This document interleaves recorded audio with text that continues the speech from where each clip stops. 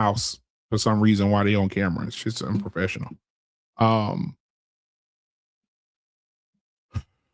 right, so I'm gonna drop the link right now. Give me just a second. And it should be there in just a second.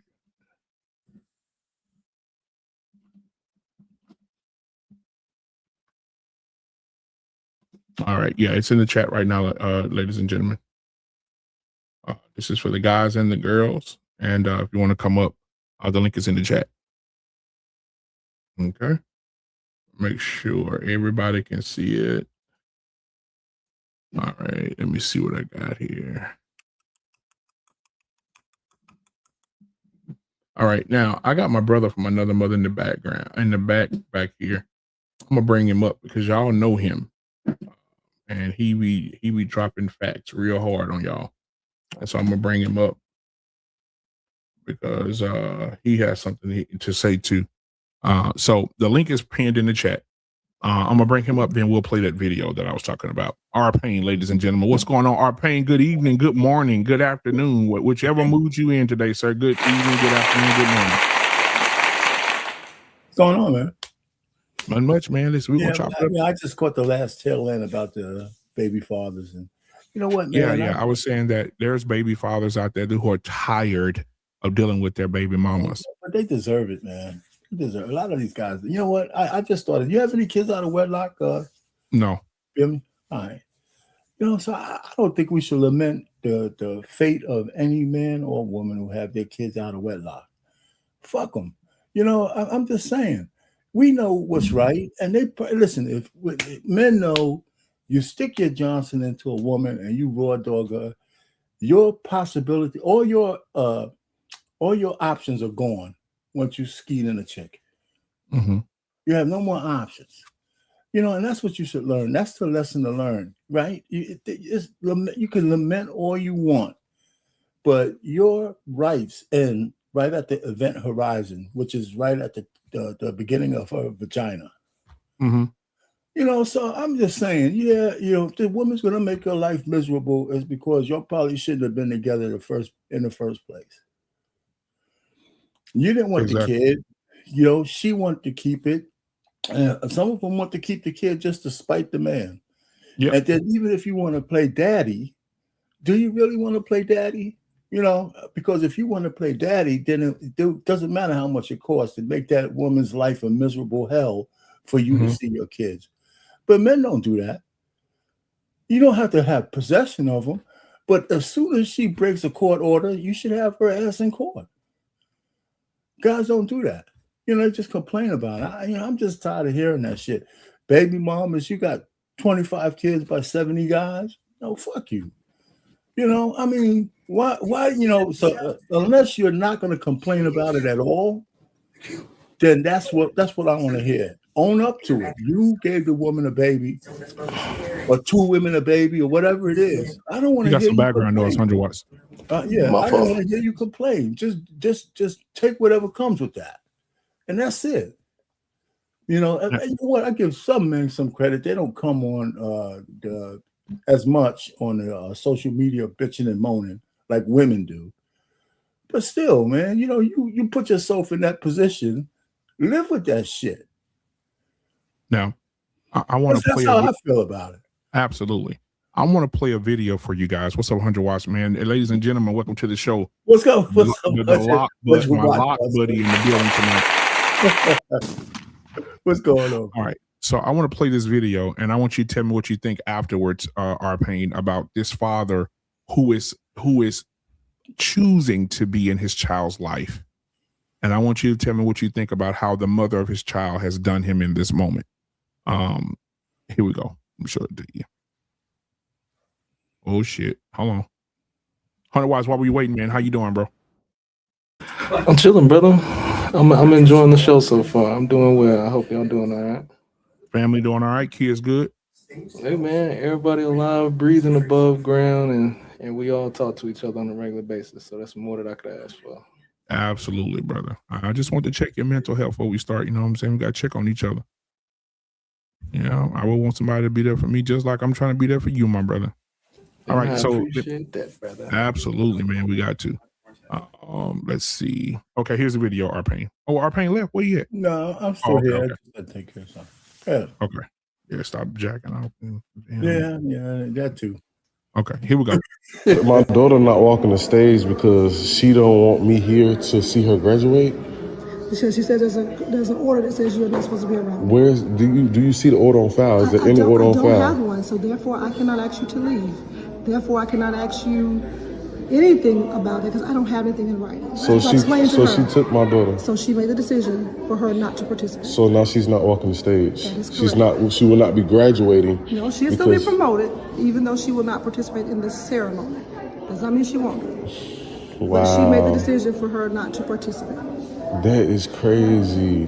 But I don't have anything in writing, and I tried to seek something in writing if there was something that existed.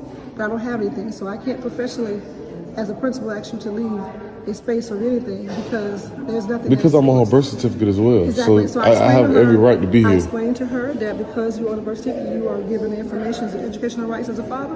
You can know what a ceremony is, you can do a grades, you can do attendance, you can come to school and have parent conference, you can lunch with her.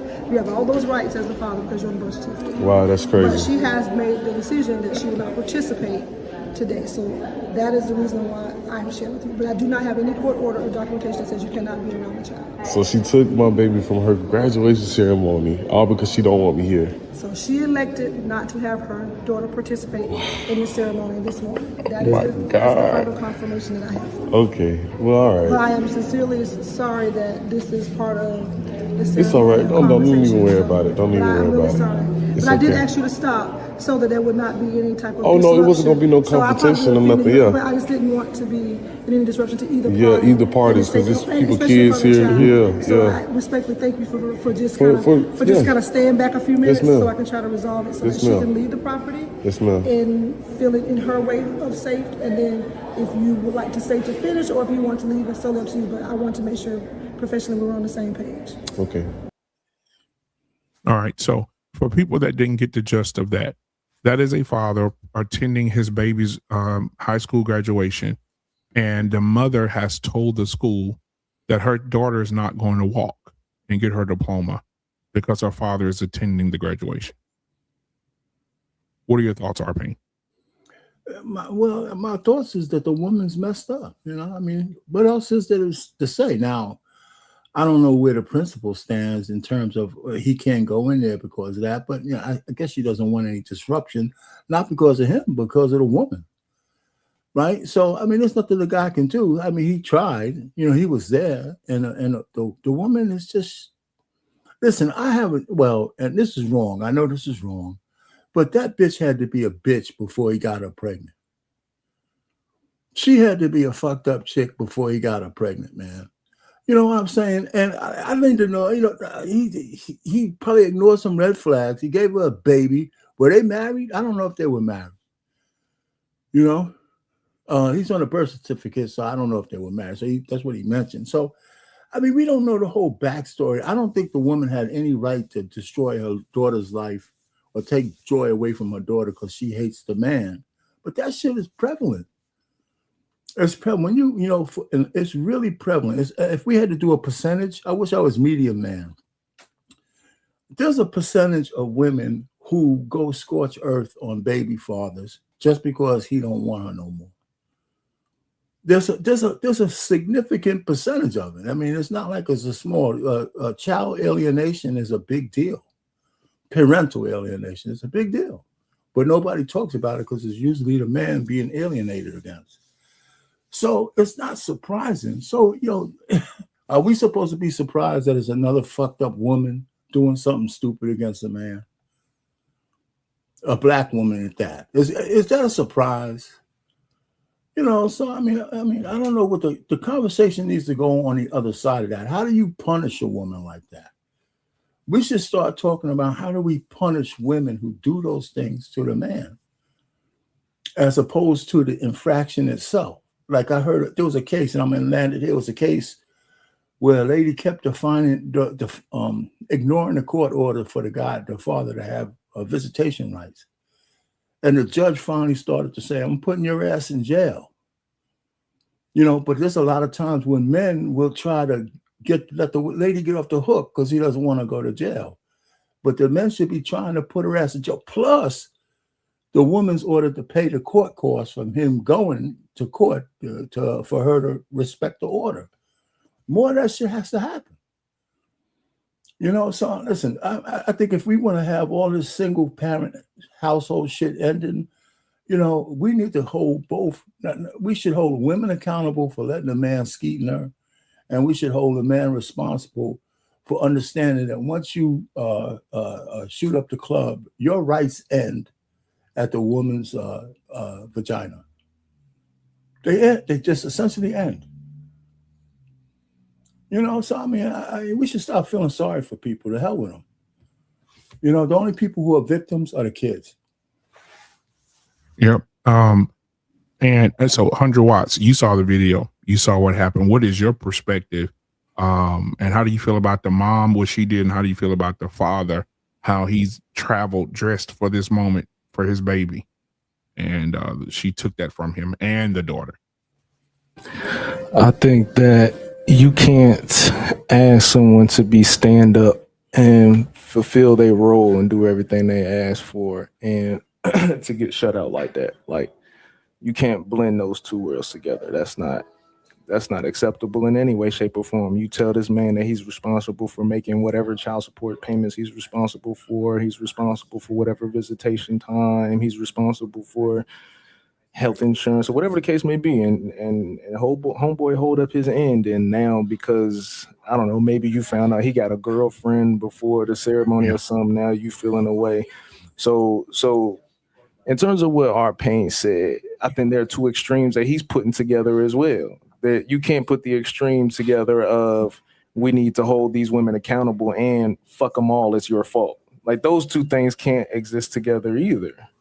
That like you can't just be like, oh well, it's your fault. It's your fault, dog. Suck it the fuck up and figure it the fuck out. And then at the same time say, let's hold the women accountable. Like, you don't. One defeats the purpose of the other. Okay, how so? When we get to that, okay, if you say that because he decided to nut inside this woman and she had a baby, despite any decision that he may have wanted to make, right? Okay, cool. Let's live on that side. It's his responsibility. It's his fault. It's his decision now. So that means basically, no matter what decision she makes as that child's mother, whatever decision she make, you as the man that did that, you got to suck it the fuck up and eat it. If she decide that she not gonna let you come to that graduation, you got to suck it the fuck up and eat it. Well, let me just correct it. You got to take responsibility for the fact that you let yourself vulnerable to this woman. And if you want to fight it, I don't want to hear you start complaining that it costs too much money to fight for your kid. That's what the men say. Well, it costs too much money to get child support. I mean, to go. Pain, but you know that the game. You asked me, and I'm just telling you. When a man starts to say, "Listen, I want to see my kids," but then you're going to automatically, right after that, put up the barrier that you can't get to them because some fucking bitch is holding them back. When we know there's a legal system that you have to go ahead and use to get your rights. And if you decide that it costs too much to get your rights, who's that on? Who is that on? You know, and then for the woman's side, let me also say, and we keep trying to take agency from the women. I'll let you go for this one.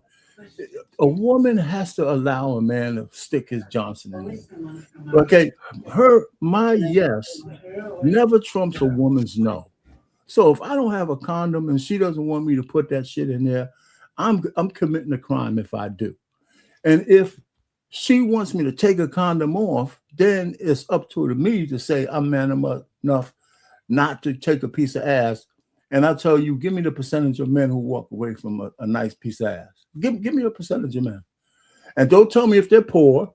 Don't tell me if they're rich. Don't tell me if they have a lot to lose. All the shit, the percentages are the same. We know high flute men have given up fortunes for having sex with the wrong woman when they knew better. So I'm just saying the dynamics at the event horizon at the beginning of the vagina belongs to the woman. That's why she controls sex. And so she's ultimately responsible for, listen, I have daughters. And BMU, you could correct me. If my daughter came home and said she was pregnant I might be mad at the dude, but I'm gonna be livid with her because I knew Me it too. was her choice Me to too. let that fucking guy in. Me too. Me too. Oh, you I would got be livid. daughters. You got daughters, Watts. You think about how you would handle that. I mean, I'm not saying you got to go scorch earth because she's pregnant, she's having a kid, you got to deal with that.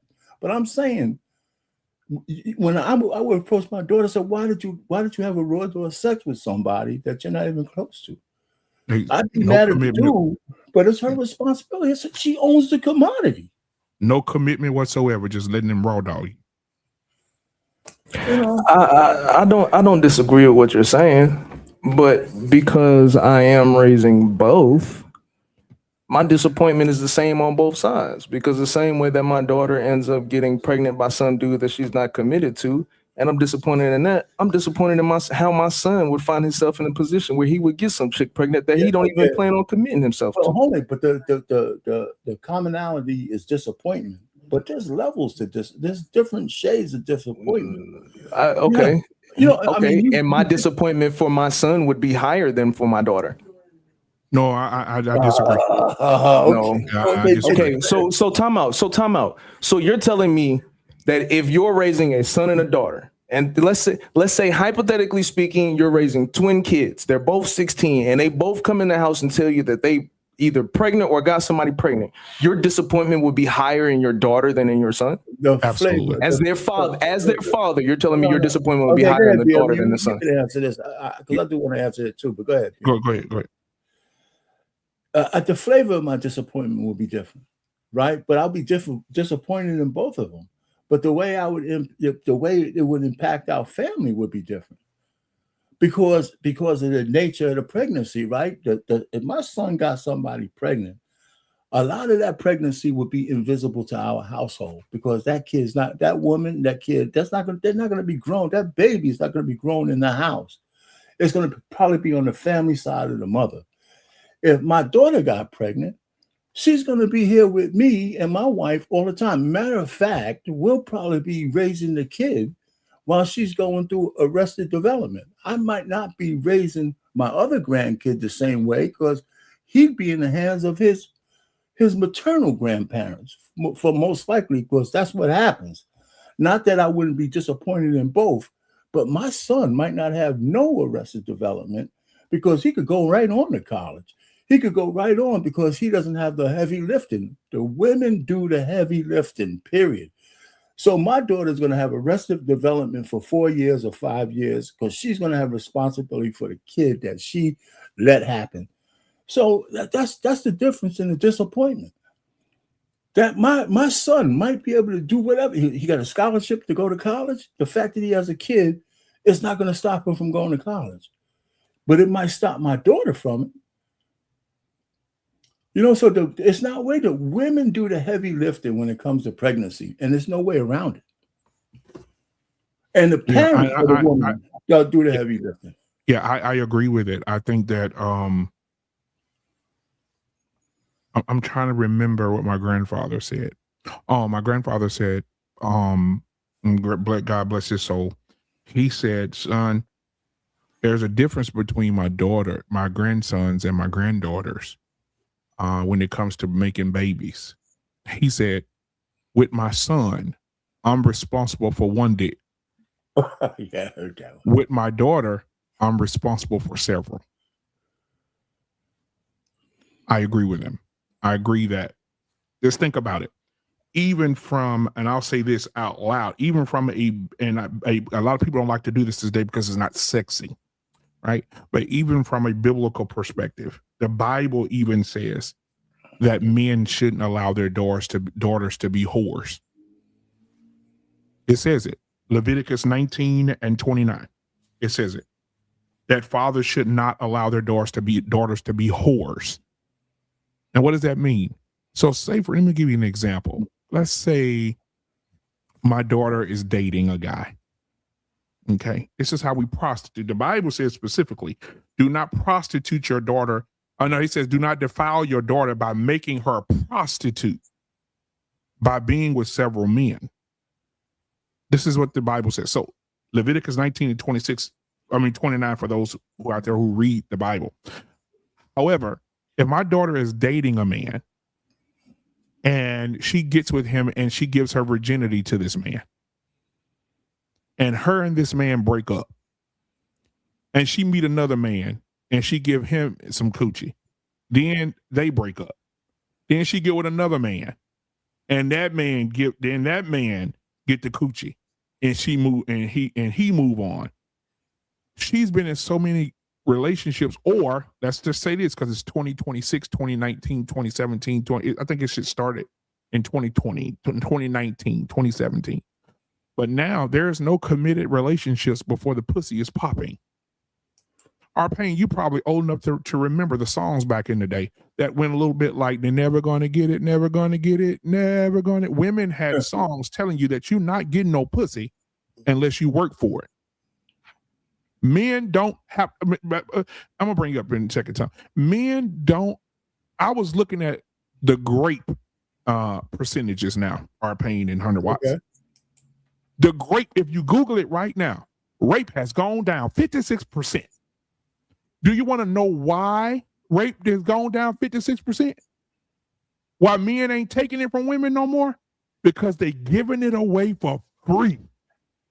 You don't have to do nothing no more.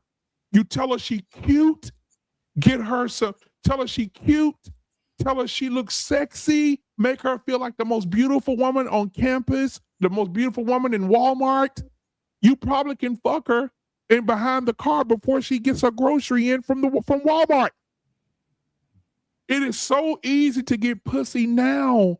You don't have to do nothing. Remember back in the day, you said, I'm gonna take on a date. I'm gonna bubble up a little bit. I'm gonna bubble up a little bit. And you don't have to do that no more. You don't even have to go on no date no more. The pussies out here today are Goodwill and Salvation Army pussies. It's as simple. So I'm saying to my daughter, if you come home and tell me, bring y'all up, guys. When I tell my daughter, I told her this: you going to college? Cool. If you come home and tell me you pregnant, I'm gonna ask you 2 questions. Were you raped? And if you say you are, I'm going to prison. If you say you're not raped and you let a dude raw dog you, it's your fucking fault because I put you up on game and told you how the nigga's gonna do you. I'm gonna ask her 2 questions. Let me bring up Tommy. I got Tommy and I got 2 of my brothers in the back right now. Pause. I got Tommy B in the building. I got Trey in the building, man. What's going on, fellas? How y'all doing tonight, my guy? Tommy. What's up, Trey? What's up, R-Pain? But yeah, that's my point I'm making, guys. We listen. I don't know what happened to me.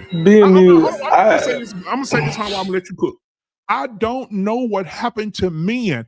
What happened to the fathers who used to check niggas who played with their daughters? What happened? Now, bruh, I went to my son. He graduated middle school yesterday to go into high school, right? I went to this graduation. These are 8th grade girls. I swear to you guys, these girls could have left the graduation and went to the club. Who dressing them? Who making them look this way? Somebody help me. I have no idea. What the fuck is happening right now? Where are the fathers who said, hell no, I wish my daughter would. I wish my daughter would try to come play me and put on some provocative shit with her ass out. Ooh! I will put my foot so far up her ass, she'll chip her tooth on my cufflinks. I got the beige rage in the building, ladies and gentlemen. The beige rage is in the building, ladies and gentlemen. What's going on, my guy? Real quick. What's going on with you, my guy? So, guys, I don't know if y'all saw the video earlier, Trey and Tommy. The man went to the school to see his baby graduate high school. The mama knew he was coming, Trey. She pulled the daughter from walking so she couldn't get her diploma, pulled her because he was there. And said she's not participating in the graduation. I saw that. Hold on, Beige. I'm gonna get you in here. But I'm gonna get Tommy first. Tommy, what are your thoughts? Then I'm gonna get Trey's. Then we get to Beige Rage. What are your thoughts? 100 watts. You can reply to me after them. Go ahead. She's not participating in the graduation. Somebody got their YouTube on in the background. Is it you, Beige? Yeah, my bad. Yeah, pause it. Yeah. So, like I said in the chat, you feel me? I agree with R-Pain. This shit don't come out of nowhere. Like these niggas like to say, "Oh, she turned that way." No, she didn't. These niggas out here be so pussy with. They ignore all kind of disrespect. They ignore all kind of bad behavior. And then Agreed. when the broad get to acting like this, it's oh my god, it came out of nowhere. No, it didn't. Or number two, you smashing a broad that you've known for 3 days, 3 weeks, maybe even 3 months, get Agreed. her pregnant, and you're wondering why she's acting this way. Well, probably because you don't know her. And I've been saying this since 2020 when I met you, BMU. I got 2 BMs. Both of my BMs, not only did I know them, I knew their family. I knew how they acted. I knew their principles. I knew what they stood on. I knew what they were willing to do when they got mad. I knew where they were willing to take it when they got mad. I haven't paid a cent of child support, ever. I'm not surprised because I knew who I was dealing with. The problem with these niggas is they never know who they dealing with. You're literally sticking your dick in a stranger and you're wondering why this stranger is acting this way. You don't even know the person you had a baby with a lot of the times. Or you do know them and you ignored all of these red flags that they were showing because you were so pussy with. And so then when you're out of a relationship and the same red flags that was going on in a relationship start showing, you acting like this came out of nowhere. Like people don't act this vindictive out of nowhere. This don't just turn on. This is something that you have doing.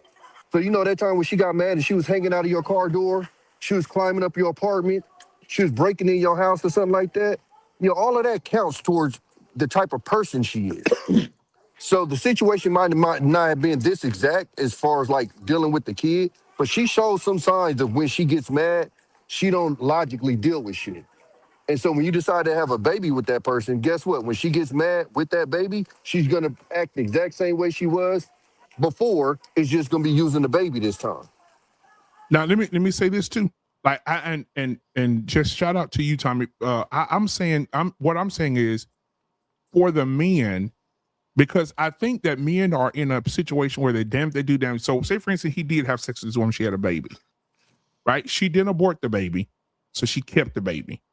All right. Most of the time on panels and stuff that you hear on YouTube and so on and so forth, Instagram, so on and so forth, is women saying niggas ain't shit because they don't show up for their children. They're not in their kids' lives. This man said, I'm going to go and be at my daughter's graduation. I'm going to support my baby. This woman is upset and mad. Now, and I want to preface this. I want to back up a little bit. I saw something the other day that Mr. Fantastic posted. That shit was it was a bar. Mr. Fantastic say, if your new chick look better than your baby mama, you definitely gonna get put on child support. And I agree. And I know men who have been single for a very long time, just like you, Tommy, ain't paid a lick of child support in their kids' life at every football game, every basketball game, supporting them financially, no child support.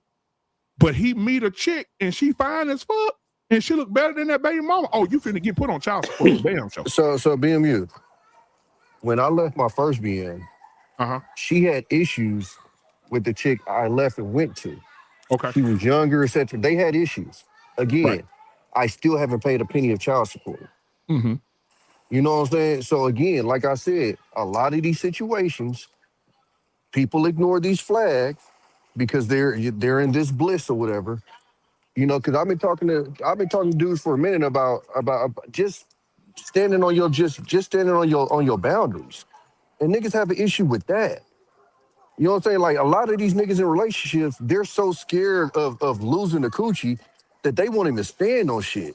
So a broad will be out of pocket, and instead of checking that shit, I'm gonna let it ride because if I say something, she might get mad. If I say something, she might leave. So I'm gonna just let it pass. And I tell everybody all the time, once you give a person that pass, you're giving them permission to act that way. Period, point blank. And that's with male or female. Once you give a person a pass to act a certain way towards you, you're giving them permission to act that way towards you. Absolutely. And a lot of people do that and they miss that shit. And then, you know, when they end up in a different situation or it comes back a different way, they're acting like this shit came out of nowhere. Nobody turns that vindictive out of nowhere. And if it does happen, it's super, super rare that it happens that way. You're either a vindictive ass bitch like that or you're not. And I promise you, most of the time in them situations, it showed in some way, shape, or form. Now, I will say this too. I'll say this. I'm gonna get to you, Trey. You on deck. I will say this. There is. If you go into the mental, I know I saw Hunter Watts shaking his head, so I'm probably gonna say what he's thinking. There is in the mental health realm of things. There are people. I forgot what it's called. Oh, I know what it's called. It's called imposter syndrome. And these are people, and this is not rare at all. A lot of people get this. 23 to 30% of people get this shit. It male or female, where they can be so amazing. And they said the thing that triggered them could be something in their past, something in their childhood, something that happened to them traumatically as a kid, and they suppressed it in their brain somehow, and they became a better person. And somehow they can be with you 2-3 years. And you say something that trigger them, and they'll turn into that motherfucking person immediately. Cussing your ass out. You be like, whoa, you ain't never talked to me like that. Wait a minute. Whoa. Listen to what you're describing, and you're literally saying that's not rare. That don't even sound right. That sounds like some rare ass shit. For you to pretend 2 to 3 years, that's a long time. And Trey, Trey, Tom, let me ask you this. Have you ever seen, I think it's a documentary. Oh, it's called Malignant. Have you ever seen Malignant? No. Y'all need to, anybody that's Malignant? Great, man. That's a great show, man. You ever seen R-Pain? Yeah. Malignant. This woman was amazing. She was great, but all of a sudden she met a guy, and the guy abused her. And when he abused her, something her brain triggered, and that bitch turned into a serial killer. Start killing everybody. Like, she was amazing. She was a coward. Okay, she was see, this is YouTube. This is what we do. Listen to the extreme that you're going to. No, what I'm saying, you talk about a chick that got abused and then turned into it, which is also what? A super rare situation. So you're saying that if I could show you here on ChatGPT the percentage of people in the United States who have this syndrome is higher than 30%, you'd be okay with it? I mean, that still would be the minority, but what I'm saying is you're not going to be around somebody 2 or 3 years that you've pissed off before and they didn't show shines. Again, we've been on YouTube this long.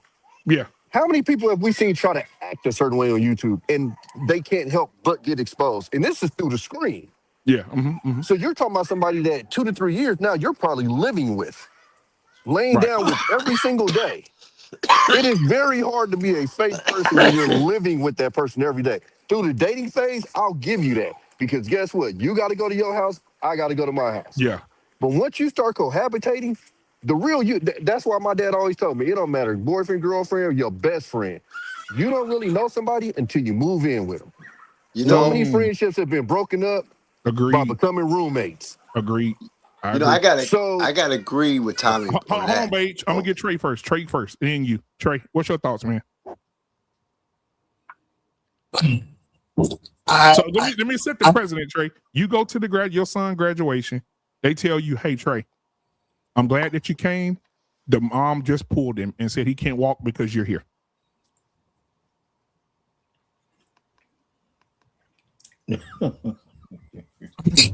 I'm not completely sure what you want.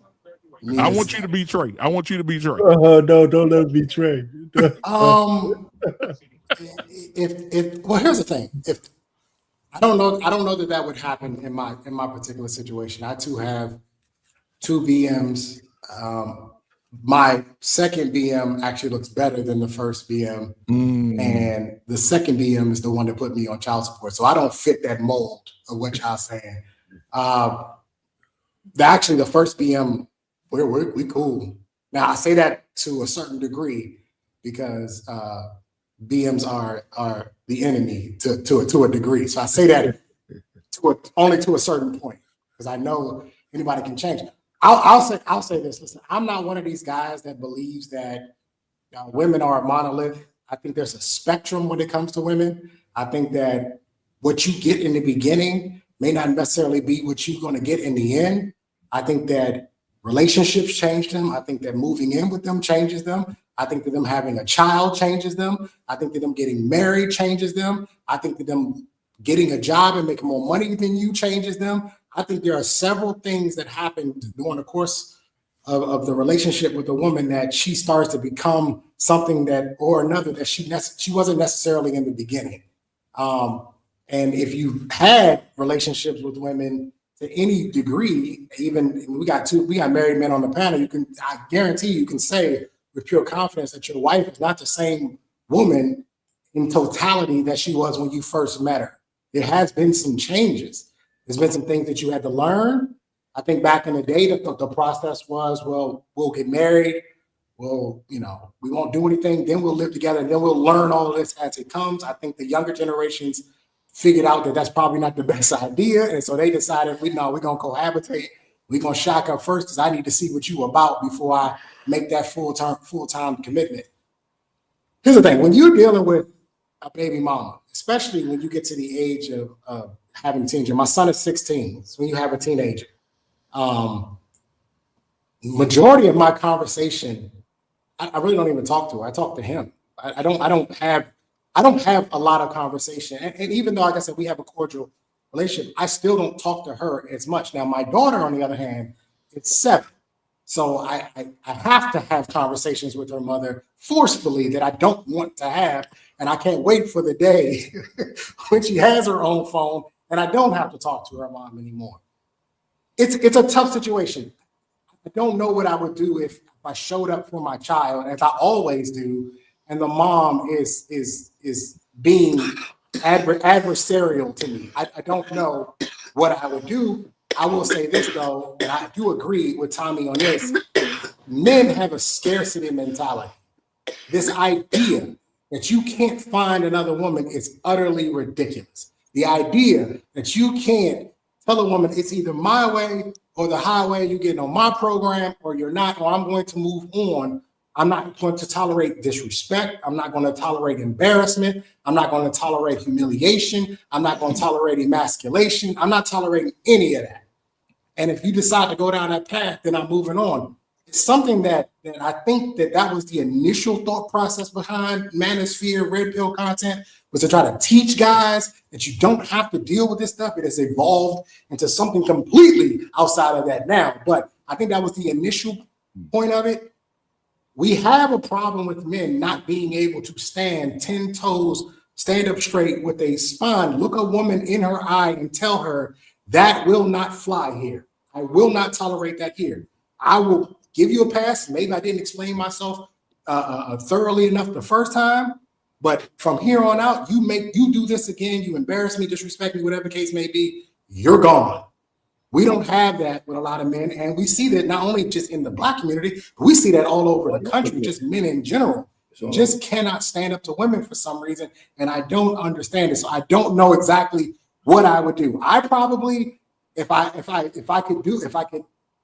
work it, if I could finesse it, the BMU, I would probably try to get my kid to get back up on the stage and walk anyway. You know what I mean? Just do it anyway, right? Or I would probably throw a big party for him and then tell him, hey, invite every friend you have, invite every family member you have, and we'll just do our own thing. But I'm not gonna make a scene, because that never works in Black men's favor. I'm not gonna make the scene. That's not gonna work for me, but I would try to figure out another way. But unfortunately, when you get down this path with women, this is the leverage that you give up. When I talk to you guys about marriage, this is what I be talking about. This is the leverage when you have kids, when you get married, this is the leverage that you're willing to give up, because there's not really much you can do. And in most cases, you're gonna look like the guy, you're gonna look like the bad guy, even though in this particular case, you're not the bad guy at all. Now we got Beige Rage in the building, man. What is your response? I know you got daughters. Yeah, what are your thoughts about going to a graduation and your baby mama say, hey, no?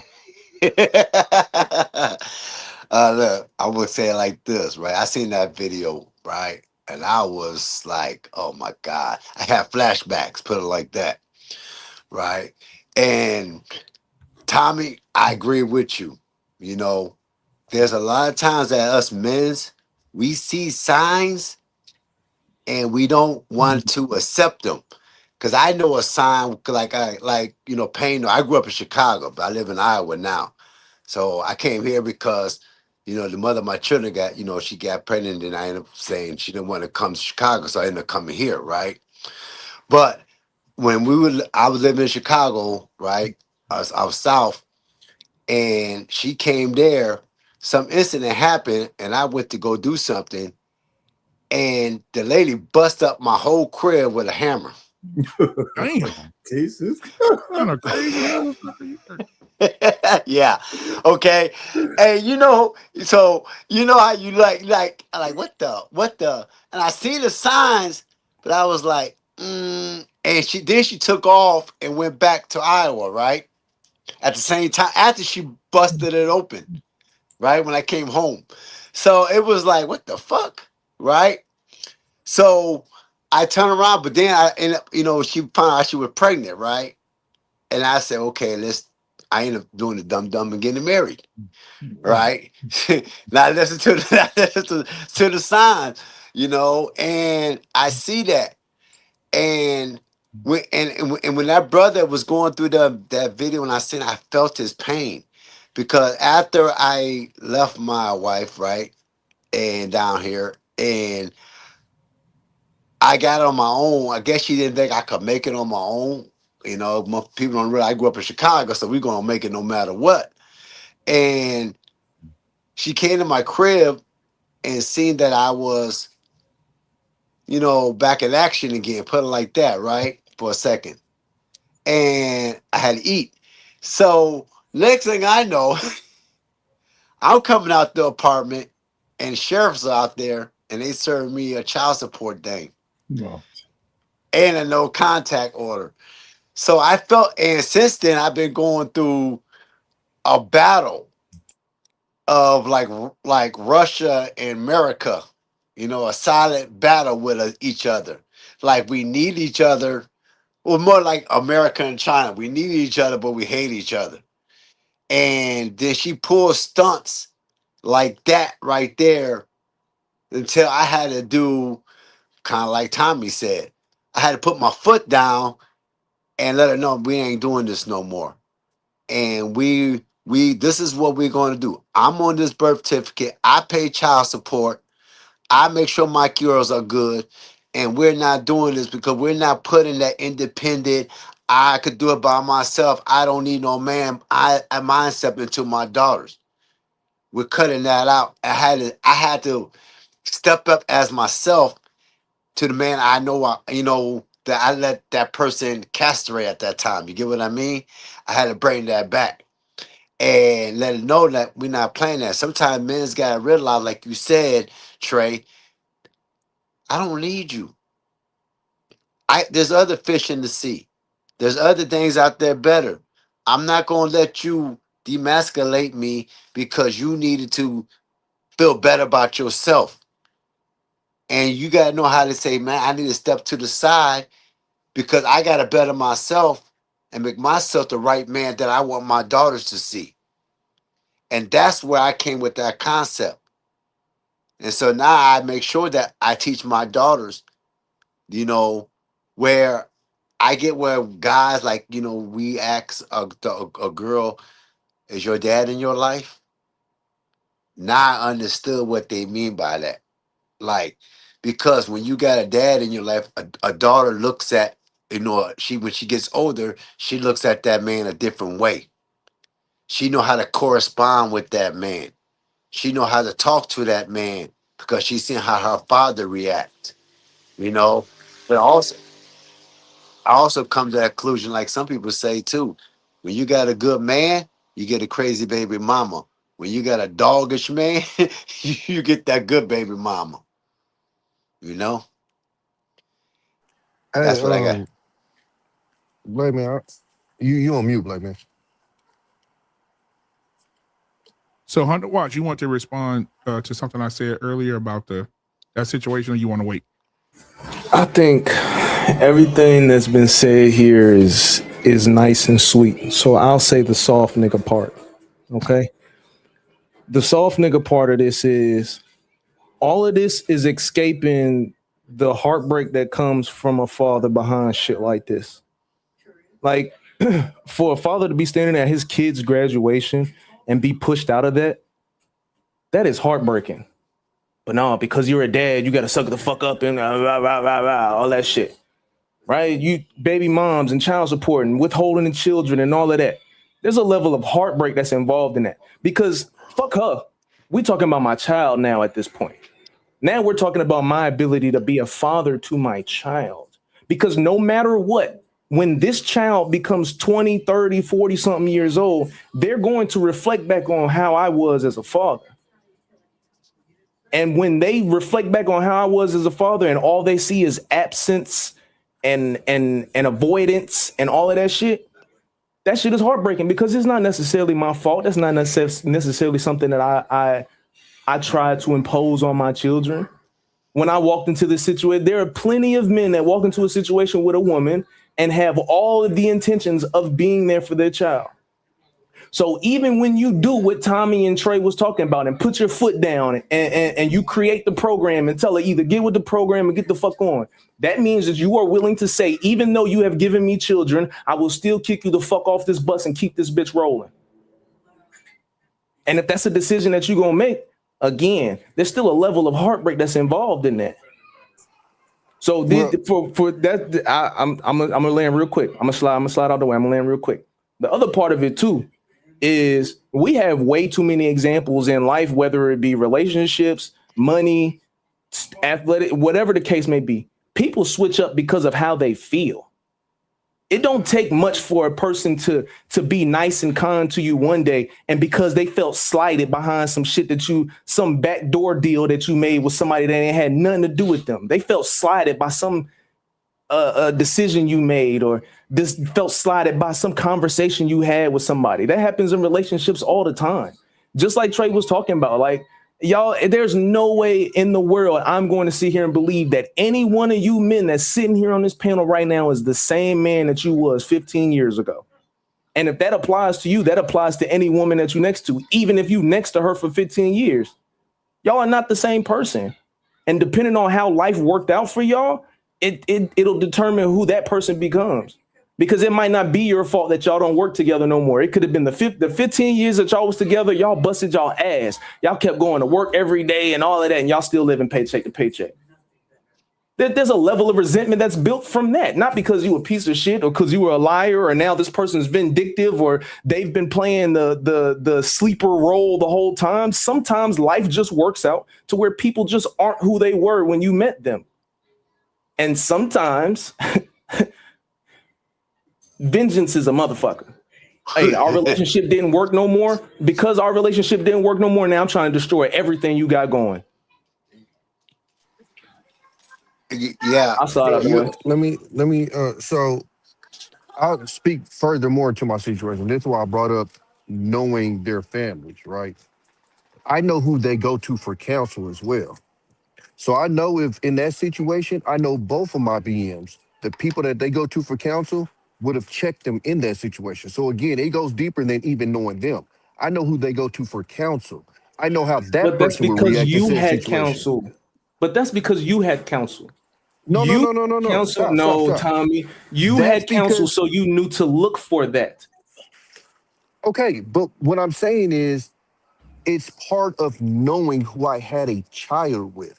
In saying that, am I saying that the woman's behavior is right? No, but what I'm saying is, this is the difference between having a kid with somebody that you've known for 3 months and the difference between having a person that you've been with for 2 or 3 years. Because 2 or 3 years, I'm going to eventually end up meeting your family, meeting your auntie that raised you, meeting your mom, meeting your dad. So guess what? When we end up in the situation, I know who you're going to go to, and I know if they're going to just be a yes man or no man. I'm also going to know that even if they want to correct you, I'm going to know if you're going to be the type to even listen to that person. Because you got some people that, the people they go counsel will give them good advice, and they still won't listen to them. So for me personally, I put myself in the best situation because I knew all of that before I even had kids with these people. My point is, people are having kids with people that they aren't even going that deep into knowing them. And that's true. And I'm saying, and that's most of these situations with baby mamas, baby daddies, that's the situation we're going into. You're having kids with essentially strangers.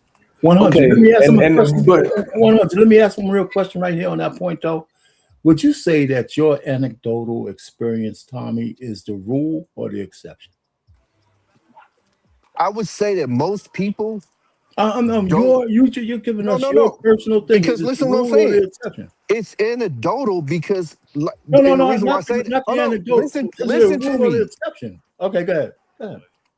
I can't say it's a rule and exception because everybody would have to do what I did to get those results. So I can't compare my results to a nigga that's known the chick for 3 months and go, oh, his shit didn't go that way, but mine did. But I can guarantee you that if most guys went into a situation where they actually knew the chick, The they knew question, her family, and they knew the people that they went in counsel with, and they knew the reaction that they would have to in those situations. So put it like this: I know the reaction if one of my BMs went to say their mom or my other BM went to her auntie and said I'm going to put him on child support. I know what that person is going to tell them because they know how I am as a father. I'm with you, at Tommy. what age? At what age does the child have to get to for her to no longer be vindictive anymore? I just wanted to finish this It string never here. happened. It's always going to be a Let me just vindictive. finish this string with Tommy. Because Tommy, listen, when I say rule or the exception, right? Let's just say that there's guys who have been meticulous with their women. And the outcome, we can't compare outcomes, right? Because everybody's outcomes are going to be different, right? Because of situations. So is it the rule or exception that of your anecdotal, how many people who've been meticulous have the same kind of similar outcomes you have? And we're saying that some guys think they have been meticulous and it still doesn't come out the way it worked for you. And, This is my problem, Arpain. You're always going to have that. Absolutely. Okay. But would I say the majority of the people that was meticulous like me have a good result? I believe so. Okay. I mean, we could dispute. I dispute that. I mean, but I hear you. I mean, there's no argument. Okay, wait a minute. So let's stop this. Let's go again. So you're saying the majority of guys who have been with their chick for multiple years, to the fact that they know they know the chick's family, to where they know the person that they go and counsel with, to where they know that that person that they go counsel with has a good head on their shoulders and isn't just going to be a yes person. The guy that put themselves in that situation, I want to most answer of those that. are getting bad results. Can I answer that? We already have legitimate data that men who've done all that work with women for years in marriage turn out to find a woman who divorced them, surprised the hell out of them. They knew the families, they knew all of that shit. And then when they go to that divorce court, they don't even know that woman. I mean, so we already have a lot It's a bunch of you married niggas sitting in your hold on, man. fucking You asked me a driveway because question. you You don't asked want me to a walk in the question. house. You don't like the answer. I mean, Like, what are we talking about? I'm was using your there. scenario. If a guy's been married to a woman for 10, 20, 30 years, he knows the families. He knows all that. And when she divorces him, he don't even know who that fucking woman is. That's not the woman I married. Right? I trusted her. I trusted her family, all the people. I know them. And she still, when she wants to get her get back, and we're battling it out in court, she treats me like I'm a stranger. And we have enough data to show that women who leave their husbands, even what the man thought he had a great marriage, turns out to be that he's like on suicide watch. So that happens a lot. We're also leaving out something. We're leaving out leverage and opportunity. We're leaving out motive. Yeah. Okay. If she has a reason to divorce you because it's beneficial to her, whether that be financially or whatever the case may be. And you're no longer useful or whatever it is. Yeah, you're no longer they say useful hell has no fury like a she woman might, scorned. then she might turn into a person that you may not have seen. Here's the thing. I don't believe that a man that is up on game, that is with a woman for a certain number of years, should not have positive results. He should know what he's getting himself into. Right? I agree with that. But wait a minute. What about people that have been arranged marriage? Hang on. The issue here is that I also believe a lot of men don't know shit about women. That part too. And I think that they don't know what they're getting themselves into. I want to speak real quickly though to what 100 Watts said about the heartbreak, because I've been on those calls where we've had to take a man's child from him because there was a court order or there was a whatever the case was. I've been there, been in that situation. I think one of the curses of being a man is that we don't get that opportunity to have that emotional, sympathetic sort of moment like a woman would have. A woman is in that same situation. She can break down crying. Everybody's going to surround her. It's going to be okay. It's going to be okay. But in that same particular situation where this kid is being snatched off the stage, if that man were to break down crying, he's not going to get that same sympathy. They're not going to surround themselves around him and try to make him feel better. I think that's one of the curses of manhood for whatever reason. We just don't get that option. I agree with you 100%, 100 Watts. It is heartbreaking to watch men who are trying their damnedest to be in their child's life be met with barriers and be stopped and told they can't see their kid. And I've been in calls where the kid was supposed to be there at 7 and it's 9 p.m. and she won't give him the kid. I've been there. It is heartbreaking. But for whatever reason, the sympathy doesn't work for us. We don't get that. I've been in child support court in my own case, and in other cases, we don't get that benefit, right? I've seen women break down crying and judges feeling sorry for them. We don't get that for whatever reason. And I don't know where to go with that, but I do know this. Men have to, this is why it's so important for men to understand what you're getting yourself into when you have a child with a woman. Regardless if you marry her or not, there are some states where actually marrying her is actually beneficial to you. And there's some states where not marrying her is beneficial. It just depends on where you live. But we have got to do a better job. And I'm not even gonna say we. I think there's enough education, enough knowledge on the internet now to explain what you're getting yourself into if you decide to bust that nut anywhere outside of inside of her. If you decide to do that, you are putting yourself in a bad position. And it is just like shooting a gun. Once that bullet go out, you can't get it back. It's gone. And you have no control, and you are responsible for whatever it hits at that point. All right, now go ahead. I do agree with both of y'all on that, but also you have to look at it like this. I think it's more of a culture thing, because if you look at a lot of other countries, like from Africa to Asia to Persian to all around, they have arranged marriage where they don't even know each other, and they get married, and they've been married all their lives, and then they end up dying. You know what I mean? Together. Even here in America, certain people still use that arranged marriage, and they still, been together. And I just think, like, here in America, it's a culture thing where we just look at it as, well, especially for a woman, they already planned their exit strategy before they even get started. That a lot of women already know, because I live in Iowa, which is a like, hey, I love women's state when it comes to child support. You know what I mean? And I've been like Trey said, I've been in them courtrooms, and I'm looking at the judges like, what? How you going to try to do that when I don't got nothing to do with that? You get me from my past that happened, and that's been 10 years ago, and I'm a straight up dude now, and I ain't got caught a parking ticket in 20 years, but I look at, like, here in America, the women's and men, like, we look like, if it ain't working or if it ain't going through it, we could split and go away, because even like 60 years ago, 70 years ago, you look at our grandparents or our great grandparents, they would have sticked it out to Epson bounds and through everything, bad situations. They would let they knew that it was co-opted work, with the being parent. And I look at now, like, as a society, we just had kind of faded away from that and that strength of family and staying together no matter what, working it out. I think we all just look at it like, hey, I could get just as fast, get rid of it. Are you saying that you want your parents to choose your wife for you?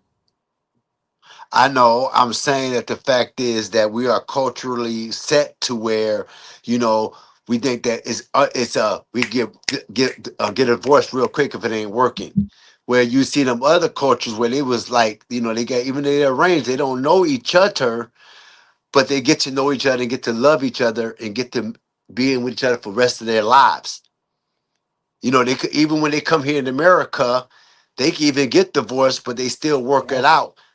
You know, well, we're so quick here in America, or our culture here in America, where we just look at it like, hey, we could get rid of that, get rid of it. Because even 60, 50 years ago, here in America, with our great grandparents, they stuck it out through thick and thin, through high wells and hell, and it wasn't even arranged. I just think it now as a culture we have is that it could quicker we put it together, quicker we destroy it. When you have strong family bonds from those foreign cultures, they have an obligation to make those things work. Those family bonds, those family structures almost don't exist anymore here in America, especially in the black community. And our pain, they're also not marrying for love. That's right. And those arranged marriages are put in obligation for all kinds of reasons. Yeah. It ain't love. Well, you could go to love. I think the issue that we have here in America is everybody want to fall in love. Yeah. Everybody wants this emotional connection. Yeah. To me, marriage seems to be about duty. When I look at my grandparents who've been married longer than I've been alive, I see duty. I don't see them being, overly in love with each other. I see them saying, hey, my grandmother looked me dead in my eye and said, I made a promise to God to take care of your grandfather. That's what I'm talking about, Trace. Yeah, there it is. That's what I was talking about. 60 years ago, 70 years ago, our great grandparents and grandparents was like that. They would stick together to thick and thin, hell and high water. Now we got a culture. You got a guy on the panel. You got a guy on the panel who believes just that. That's exactly what I did. Right. But you have to understand something. A lot of programming has happened. My grandmother got married in 1960 something. Okay, they've been married for a long time. All right, and there was no Hallmark. You know what I mean? There was no Lifetime channel, right? There was no social media, right? That told them to go chase love. Love is a fleeting a thing. I'm not saying that. And listen, if you find love, great, good on you, good for you. But we have used this for generations now. We're going on Gen Alpha now, and teaching them you should find somebody that you love. No, you need to find somebody that you see that you are willing to be dutiful to. That you're saying, I got you until the day you die. I got you. But shit, these people now are looking for money. You play your role, and we'll rock this thing out. Because my grandmother's 86, my grandfather's 88. I guarantee you, they're not doing nasty things anymore. This is all duty at this point. You take care of her, she take care of him. They look out for each other. They have a lifetime of nastiness. They had a lifetime of nastiness. It's like, so. Now, the second thing I want to get they still ain't getting on, Trey. They might be still got that groove on. They might be still listening to Isaac Brothers. You can walk in and be pulling up. I'll put it to you this way. If my grandfather's getting it in, he ain't getting it in with my grandmother. I'll tell you that. So I want to go to the next subject of the night. To this notion of protect all women. Oh my God. Now I didn't pull a video of a man speaking of this. I actually pulled a video of a woman who was speaking about this. And then after that video, I'm going to show you another video of what she means by that. Let's see, where is it at? Okay, here we go. Women are the least protected group in the world. Y'all love to say that, but then y'all act like the members from NWA. I don't understand how a pack of gang members are seeking help. You guys are hooligans and thuggerillas. I don't understand Who's going to save you? Y'all are the big bosses on campus. Y'all are the top dogs in the prison yard. I don't understand. Who is there left to save you? I hope you don't think the black man's coming. The same black man that y'all put down under every single post. The same black man who can't depend on you for shit but childbirth. That's it. Only thing y'all do is birth black man. Y'all don't do anything else for them. That's nothing else. And then get mad when they go to somebody else where they're more appreciated, loved, and respected. A black woman don't respect nobody. They talk crazy to kids, men, grandmas. Only time a black woman keeps her ass in line is when that boss checks her ass and it's a yes, sir, master. If a man is talking to a black woman and she starts getting loud and he says, hey, calm yourself, she's gonna be bitch, da da da da. Never in my life could I even, my man say, hey, even me, I sometimes the little black come out and I'd be like, oh, he, but hey, check, I'd be like, okay, look, my bad, dog. But a black woman is prepared to fight you if you tell her to fucking don't talk to you like that. She will break your shit. She will disrespect your mom. She will do everything in her power to go all the way to fucking 100. And they thrive in that shit. You see them online thriving in it. They think the shit's funny. They think the shit's cute. But then it's like you want to see him like, protect us. Nah, big dog, you got it. Black. Now I want y'all to see what she's talking about. Look at this video. I know most of y'all probably haven't seen it, but here we go again.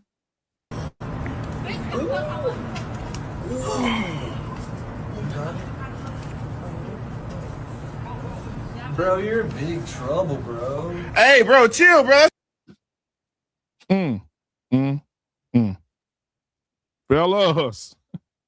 Fellas, JT just came in the door. JT, welcome to the show tonight, my boy. What up, though? Hey, man, what's your thoughts, JT? We'll start with you first. That was a clean uppercut. That nigga doubled up on that motherfucker, didn't he?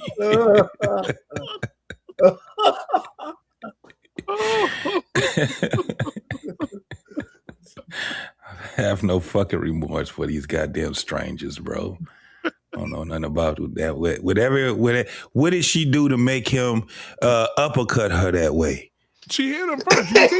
No, I'm being facetious when I say that. Yeah. What did she do to make him uppercut her in the manner that he did? That uppercut came with a lot of angst and hate. He was trying to knock her block off. He was trying to make a point. So whatever it was that she said to him, it is what it is. Did she hit him first? Because maybe I missed that. Yeah, I wouldn't give a goddamn. I won't give a goddamn. She ain't my goddamn daughter. All right, here we go. You ready? Ass. You looking, R-Pain? Yeah, I'm looking. Oh, yeah. Finish her. That's crazy. Flawless victory. Listen, we're in a situation. I'm telling you, man, we're in a time where men ain't saying, I'm gonna hold your wrist no more. Well, I mean, they want equal rights. Yeah, equal lefts. Yeah, equal lefts, equal rights. I mean, you put your hand on a man, you expect to get keep reaction. your hand to yourself. Keep your hands to yourself.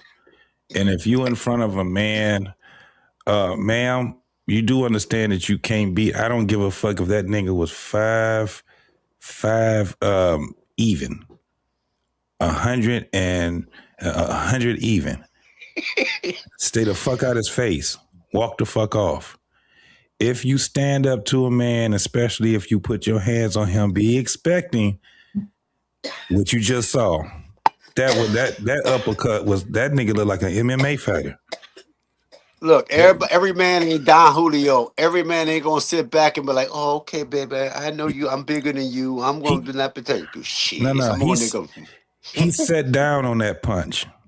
Hey, someone knock your block off like he playing like he's Mario. He was trying to hit like he was hitting that Mario button. Boop, get that star. But so how do y'all feel about JT first? How do you feel about the young lady? What she said? She said, "Hey, women want protection, but they're like the NWA. They're like the thugs. They're like the men on the yard."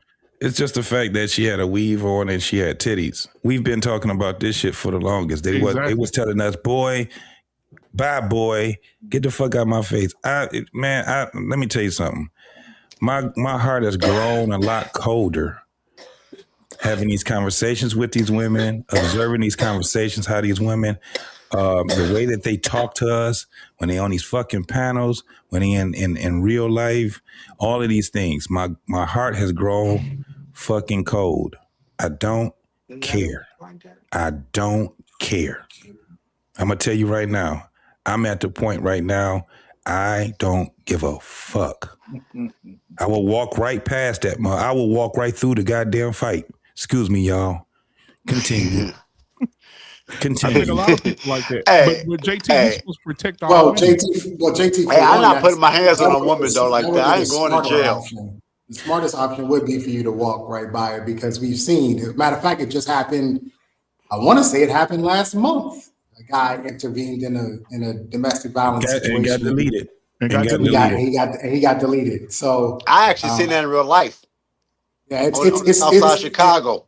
I tell guys all the time, you mind your business. You could call 911 if you really want to do something. Just call 911.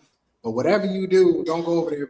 We saw the two brothers that went over for their sister, and he killed. He got both of them. Killed both of them. Yeah. Got both of them. So and you don't even know the circumstances behind it. And the truth of the matter is there is a contingent of women, not all of them, but there is a contingent of women that do see you as dispensable as a man. They see you as not disposable as a man. Yep. So yeah, Trey, they don't care that your life is there. I'll put it to you this way. I've said it before. I do believe that men should protect women. I will stand on that. I do believe that men should protect women. But protection comes with authority.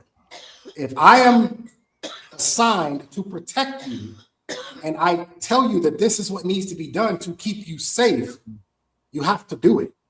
You're right. And sometimes that may come at your own detriment, something that you may not want to do. Sometimes I have to protect you from you. Like don't wear the outfit outside. That is. But I have a daughter. I would never want my daughter to be with a man who doesn't think that it is his responsibility to protect her. It is your responsibility. That's what you're signing up for. It's your responsibility to protect her. But I will also tell him, if you tell my daughter to do something that would save her or protect her and she chooses not to, put her back in the box and return her back home. I'll take care of it. Yeah. Because they have to at least listen. We're dealing with women now who are telling you, I know better than you. So I don't need your protection. And we had this conversation, what was it, last week? I think it was a topic last week you had. We talked about it where, do women need men? Yeah, you need us when the shit hits the fan. When the shit gets real, they start looking around. It ain't no men around. Or what do they say? I guarantee you in that video that we just watched, if we watched it a little bit longer, there's a woman in there somewhere saying there's men standing around and the men didn't do anything. Yep. Guarantee it. Yep. There's somebody saying there's men there. Why didn't y'all do something? So there's this idea that when shit gets crazy, men are supposed to intervene. We're supposed to do something because we're supposed to be the protectors. And I agree with that. So I cannot protect anybody who does not want to listen. I was in a police academy. They told us straight up, they don't want to listen to you, move on, leave them. Trey, you have to put your oxygen mask on first before you put other people's oxygen mask on. Yeah. Trey, you right about that because I got two daughters. I got a 14-year-old and one about to be 13. And one about to graduate 12. Thank you, baby. 12. You know how it is. But whoa.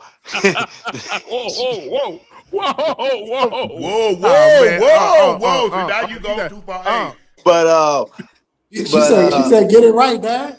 Yeah, right. Did it? But one's getting ready, graduate from middle school to high school. And I teach my daughters, don't put your hands on no man out nowhere. Because because everybody is not Romeo. You get what I mean? Everybody not Casanova. Some of them, the young knees will knock you out, block out, and I hate that to come over there and take care of that business. Also, I agree with the fact that the matter is this, is when you get old enough and you get married to a man, he's taking my responsibilities over that. And if you can't keep up with my responsibilities, then you step aside, sir, and I'll keep on take care of the responsibility. But also let my daughter know You know, if that man gives you, that's like your dad. I give you orders to protect you and watch over you, make sure you good. I tell you don't wear this because I know what's going to happen. I tell you don't go there because I know what's going to happen. Just like your husband being a man, he know how other mans think. So if he tell you, no, baby, don't wear that because it's going to cause problem. You should look at him and say, okay, because he's protecting me, and I don't want nothing to happen to him. Because if I go out there wearing this, and some idiot say something to me, and then he got to step up and take care of me and watch and protect me, then I'm going to put him in danger where I might end up losing him. So I teach my daughter also that now if there's something you don't you disagree with your husband, come to me later on and talk to me. And I'll tell you or give you advice or not tell you, but give you back because that is your husband now. He took that responsibility over. But all that putting your hand, if you put your hands on a man, expect to get hit back. Because me, personally, I tell her, I'm not hitting no female because I live in Iowa and they put brothers under the jail for that. So I don't care if she beat you up with a baseball bat. they put you under jail for that. So I ain't going to jail for nobody. So Iowa, okay, so Iowa reminds you that this is America.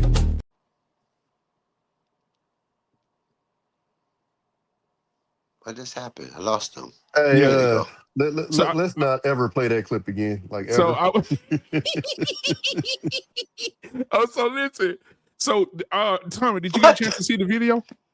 Yeah, no, I saw it. I was giving my son a bad. That's why I hopped up. But no, I watched it. The girl Yeah, hit on girl. Okay. I saw it. World Class had posted earlier.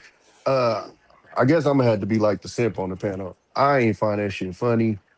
I probably would have jumped in once he hit her back. Cool. Once she on the ground, we got problems. Me, you, JT, 100 Watts, we've been around this motherfucker for about 5-6 years. The reason why you don't see me on these panels as much as like y'all are is because of what JT just said. I don't want to be jaded. Because in the real world, women don't treat me the way I see women treat niggas on these panels. In the real world, I am respected. In the real world, women don't talk to me any type of way. So that's why I still feel the same way I feel. And that's why when I watch that video, I feel a certain way. That's why I avoid these situations that these panels create with these women, because I don't want to be jaded. Because I enjoy walking around feeling like if I see a video like that, dog gonna have a problem on his hands. You gotta remember, and this is the part that kind of, bro, we're on the same internet where I just see pussy ass niggas explaining to us why you shouldn't fight Chud the Butler if he comes and says the N-word to you. Right. Which is the craziest shit in the fucking world. And we're on the internet with niggas that's literally making excuses for that shit. Yeah. These are the type of people who we're around on it. So that's why I try to stay because you gotta understand, bro, like the internet is a different world and it kind of exposes different human beings that you aren't naturally around. And so that's why I try to stay away a little bit. You get what I'm saying? So I don't want to, and JT, I understand why you feel that way because you guys are on this shit a lot more than me. So you deal with a lot of this wild, disrespectful chicks like that. Like, bro, when I walk into the earth and I'm in Stockton, California, it's hoods all around this motherfucker. I do not be disrespecting like the way that I see this internet shit go. And I don't know, maybe, I know it is that. In person, shit's a lot different. It's easy to do the shit through a screen. It's harder to do it in person. But when I'm walking amongst this earth, black, white, it don't matter. Women don't talk crazy to me like that. They don't. But you don't gotta be jaded to be on game, though. What do you mean? I mean, because like I hear what you're saying. Like you're not jaded by the perspective of what you're hearing on the internet. You know what I'm saying? Like I do understand that, but at the same time, like you not green. Like you do understand. Like this shit still happens out here. It don't happen to you, but you've been around the way enough to know that this shit's still out here. I understand that, but when JT said he's jaded, I feel like a lot of that is due to this internet shit. I don't think JT in his real world is going around and females is just disrespecting him like that. A lot of that shit is this panel shit where these bitches get to talking crazy as fuck. Yep. Motherfuckers is and motherfuckers is overly passionate about subjects that don't really fucking matter that much. And they get to barking off and going crazy and y'all. We see niggas that do it. So why don't y'all expect females to do it? Like, we literally see niggas up here that can't keep their fucking cool in the conversation. And then we're surprised that women are getting disrespectful. Mm-hmm. So even in your, go ahead, Trey. just in your regular life, not even you specifically, just in your life, you don't see women do the things that the internet portrays them to do. That doesn't happen. I see it as a minority, not a majority. And what I think happens is the internet blows it up. The internet projects extremes, right? So I remember I had this conversation, I think years ago. I don't know if you remember this, Black Man. He was talking about these chicks in Walmart that was wearing this crazy shit.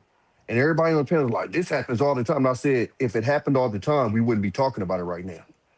The reason why we're talking about it is because that's an extreme. And I think what happens with the internet is it kind of fuzzes the line between extremes and norms. And because the extreme is pushed out there so much, we start to think is this norm. Think about it. We think every nigga in the hood is a gangster, when literally the overwhelming majority are just regular motherfuckers. But because the internet is only going to push the niggas that's out there doing that shit, you think the whole hood is doing it. I was in the hood my whole life. Somebody tried to break into my house one time. The entire time I lived in the hood. So let me ask Trey.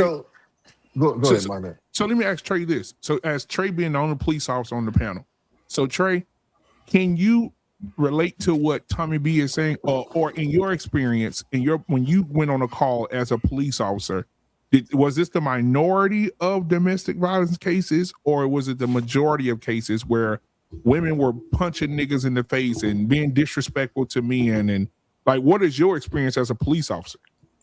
So my experience is a little bit different because our jurisdiction is different. So where he talked about Iowa, we didn't do what Iowa did. We took the aggressor. So whoever started it went. Then that was the end of it. So when we did our investigation, let's say that our Payne and his wife got into a little scuffle. And during the course of our investigation, it was found that and this happened a lot, she mushed him or pushed him upside his head first. And that was what started the physical conflict between the two of them. She got taken. He didn't. Even though when we got there, he might have beat the hell out of her. He wins the fight. DC didn't operate that way. So I have to say that with just a little bit of, we didn't do things. Now you go down south, if you in Georgia, it's a completely different. They don't, the man is always guilty. He going, right? It just depends on where you're at. I will say this. I am not jaded from the internet. I was jaded long before I got on the internet because of the job I had. Because every night I was 3 to 4 domestic violence calls, and we were arresting women. It was mind blowing to me how many women we were locking up for domestic violence. And of course, the charges don't stick because men, they're not gonna file no charges on a woman. But it was unbelievable to me to how many women we were locking up every night. I had a female partner for 3 years too. And so, we got a lot of the domestic violence calls because I had a female partner. And so I was already jaded because, and I've said it before, law enforcement red pilled me. I was red pilled long before I got on the internet because I saw it with my own eyes. I saw women look me in the face and lie to me and cry and tell me a whole bunch of stuff that never actually happened after we do the investigation. I also had a lot of men tell bold-faced, straight-up lies, straight to my face, and would treat me like I'm an idiot, like I didn't know any better. So I saw both sides of it. And I do agree. That's why I asked Tommy, do you actually see it? And I do agree with Tommy. It is a minority. It's not everywhere.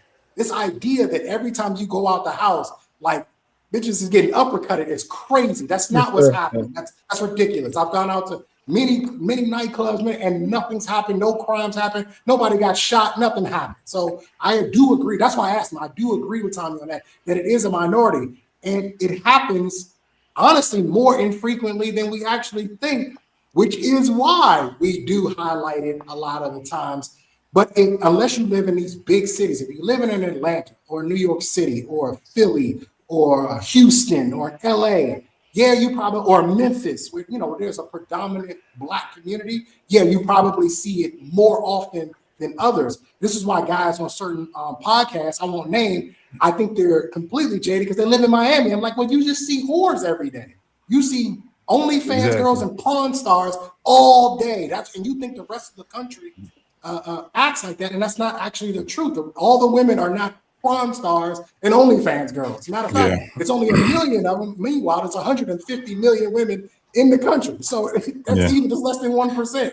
So I do agree with Tommy. I did want to make that point, but my jaded came from night in, night out, doing reports and putting handcuffs on people and going, this is crazy. We should not be arresting this many women for DV.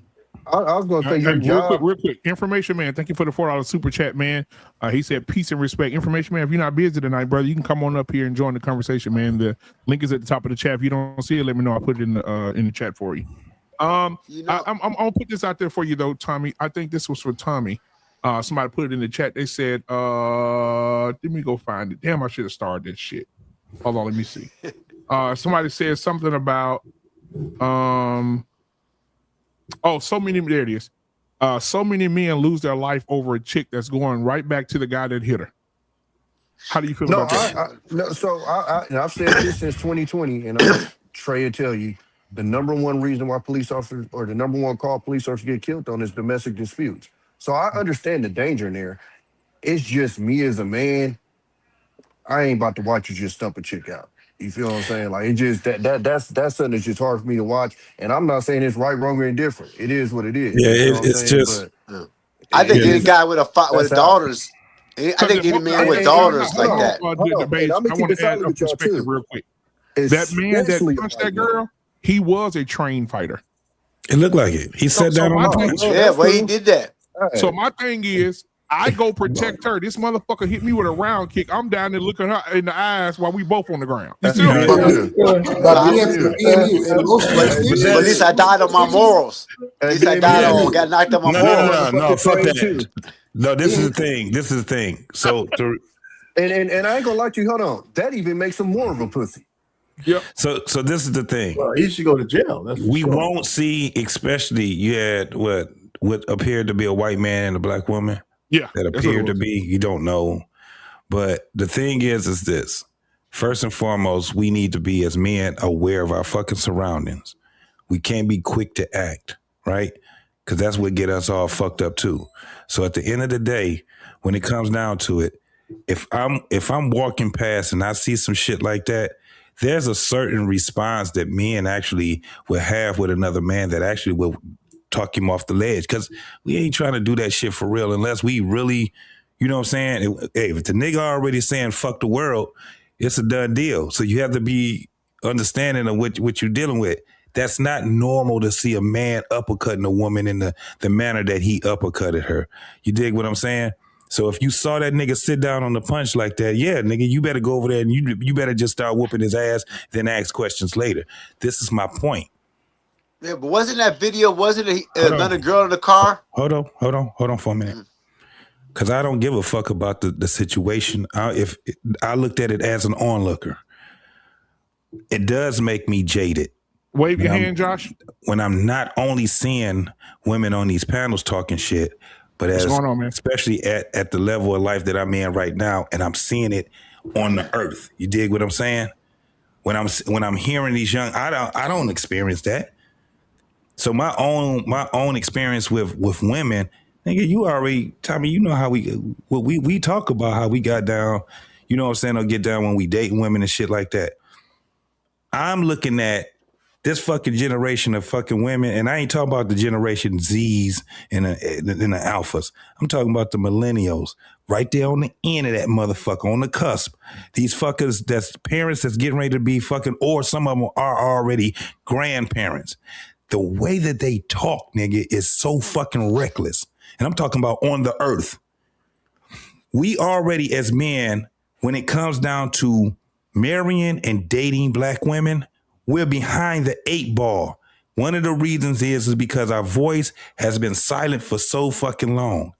It's like a culture shock to these women right now to hear the way that we speak. The way that I'm speaking right now is because I am a content creator.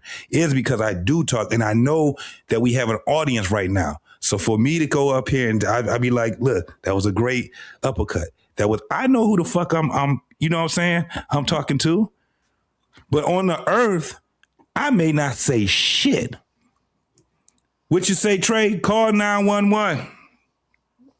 And I might not, and if I can suggest it, call the ambulance.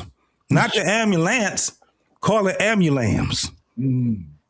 I'm so fucking, this shit is fucked up. And it's not just the women, it's these punk ass niggas out here too. And let me say this. If you got to resort to putting your hands on a woman and sitting down on a punch like that, you a bitch ass nigga to me too. Yep. You dig what I'm saying? I concur. I agree with you. Yep. I agree with that one. Hey, JT, let me ask you this. Because I truly believe that before you go, guess who got sued in that situation, in that deal? That was in Dallas. That was in Dallas. She did. She got arrested for assault. She did. She initiated the. She got arrested. He didn't get no time. I kind of followed the shit. You know, he didn't get nothing. Well, good. I mean, I guess by the letter of the law, that's the way that it should have gone down, right? If she initiated that altercation. I do believe, and this is what I was going to ask JT, I do believe there is levels of intervention. When you see these types of situations, if you want to go and be like this sort of like white knight, like, why you fighting her? Fight me, I'm a man, fight me, I'm a man. Versus, come on, bro, just chill out. You just try to get in between them. Like, all right, come on, chill out. Or you just go, I think there's levels to this. I think oftentimes, from what I've seen, and just anecdotally, the guys who get hurt behind the intervention are the fight me, I'm a man guys. Those are the ones who typically are the ones that get it the worst. The guys who just kind of get in between them, like, come on, man, nothing really ever happens to them, right? They just kind of get in between. So do you think that maybe it could be the way the men are intervening versus them just not intervening? It is absolutely the way the men are intervening. Let me explain something. If I'm intervening, I've done some intervening before, I'm intervening the aggressor, which normally if it's between a woman and a man, it's her. Come on, sis. Because I can handle her way better than I can handle him. The thing is this, if I go to him and she's aggressing him and I put my hands on that man, what's the first thing he gonna say? Nigga, take your hands off of me. That bitch is the one that's doing all that. And you gonna come over to me, right? So when I go to her and I'm out here, you know how she is. Let me at him, sugar. Let me at him, sugar. Let me at him, sugar. Then I let her ass go. All that shit. It's like them little ass dogs to be barking, then you move the fence. Now only thing she doing is going back to talking shit again. You dig what I'm saying? Okay, go ahead. Go up on, because the nigga already told you to back the fuck off. I'm looking at her. I'm telling her, for your own good, you need to leave him alone. Walk away, sis. And you know how that go. Me telling that man to walk away, and the nigga said, my nigga, she just smacked the shit out of me. If you don't, I've done this.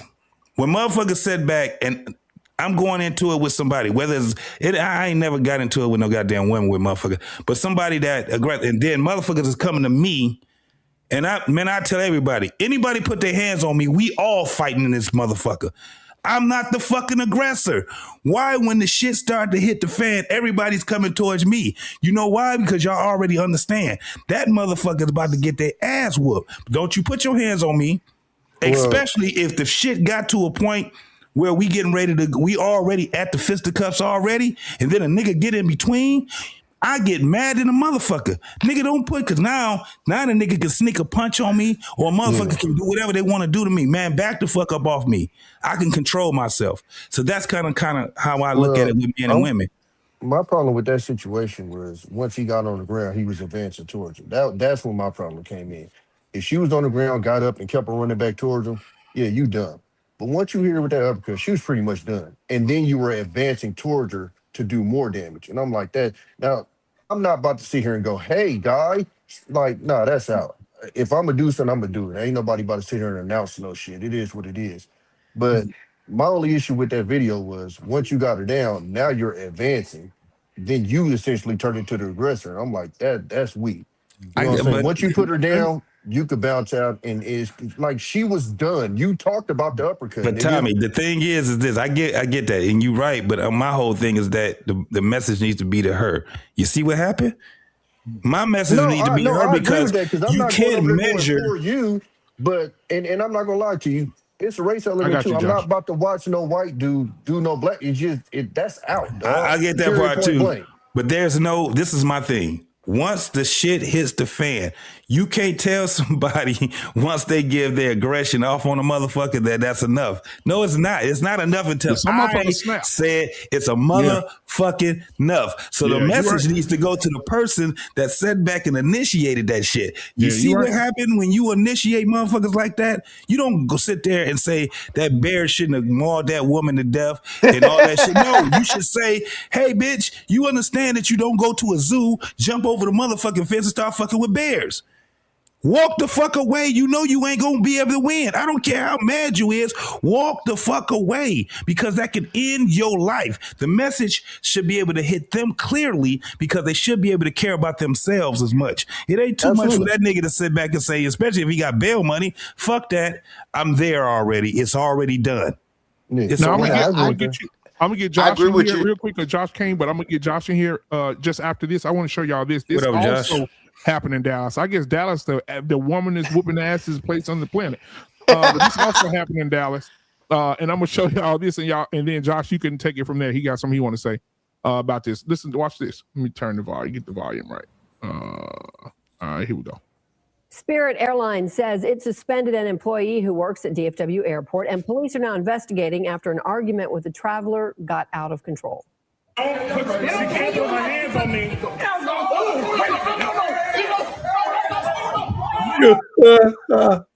I love it. Police were not on the scene while that fight was happening. They took a report based on the accounts of the people involved, plus witnesses who recorded the video.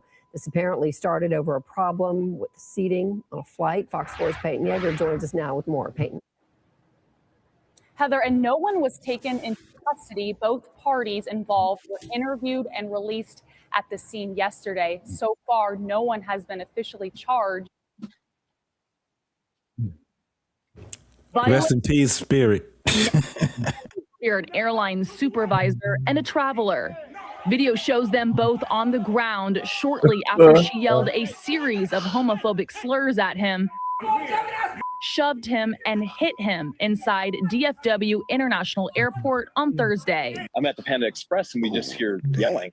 Professional photographer's incident report released Friday. The feet separate the two. The woman is seen reaching around a few times, hitting the employee in the face. That's when he rushed her. They both fell to the ground. Police say she fell while attempting to run after hitting him, tripping over a chair. Once they got up, the employee puts his hands on the woman. Don't you ever put your hands on me! She, was verbally assaulting him, physically assaulting, been traveling professionally. So The woman on answered. one of the videos, you hear when she hit him, nothing was said. This is what pisses me off. When she hit him, nothing was said. As soon as he hit her back, it's a big old black dude in the back said, "Don't you ever put your hands on no woman." It's always that way. He talking about fight me, fight. I would have slapped the fuck out of him too. Yep. That was slap that nigga too. Stop playing with me. Hold on. I would've- I got a whole clip, Black Man. Remember, I think all of us, me, you, Tommy, and a couple of other people I did a live on that shit, man. Do you remember when we were laughing and we was calling that nigga Charles Dutton? We called him Rock. And the nigga, we said that nigga was a linebacker in the way, and I just kept in slow motion showing the motherfucking tackling her. So Josh got some more to say. That nigga, it look like Cartel, Family Mind Matters. Go ahead, Josh. So I got a problem with the concept of hitting a woman. The moment that you hit a woman, expect two fights. That woman belongs to somebody, whether it be somebody's. She's got a father. And imagine this. Put yourself in the shoes. Somebody hits your kid. What you gonna do? Whether she's dead ass wrong, whether she just went out and decided she wanted to take a fight, right? The moment she decides to do that, and you decide to hit back, do you not expect that another man's going to get involved because you hit their daughter, even if she's dead ass wrong? Do that.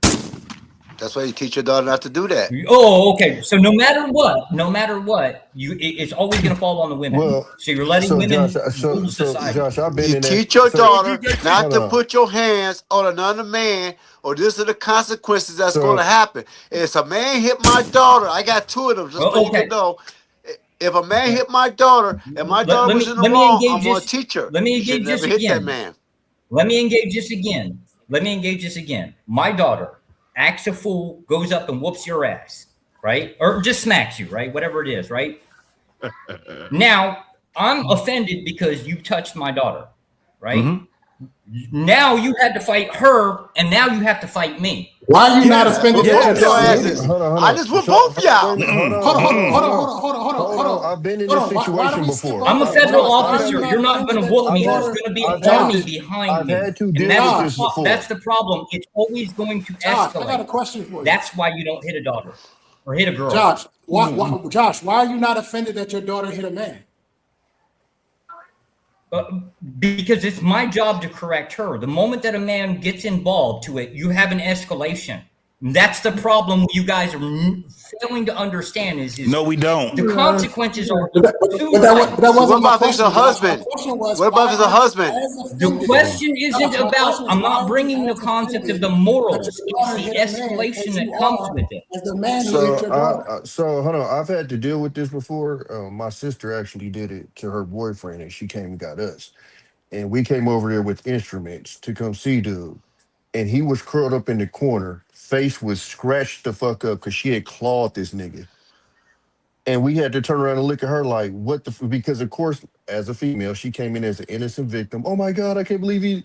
And we come in there and this nigga's whole face is clawed up because she clawed him up. She started the shit.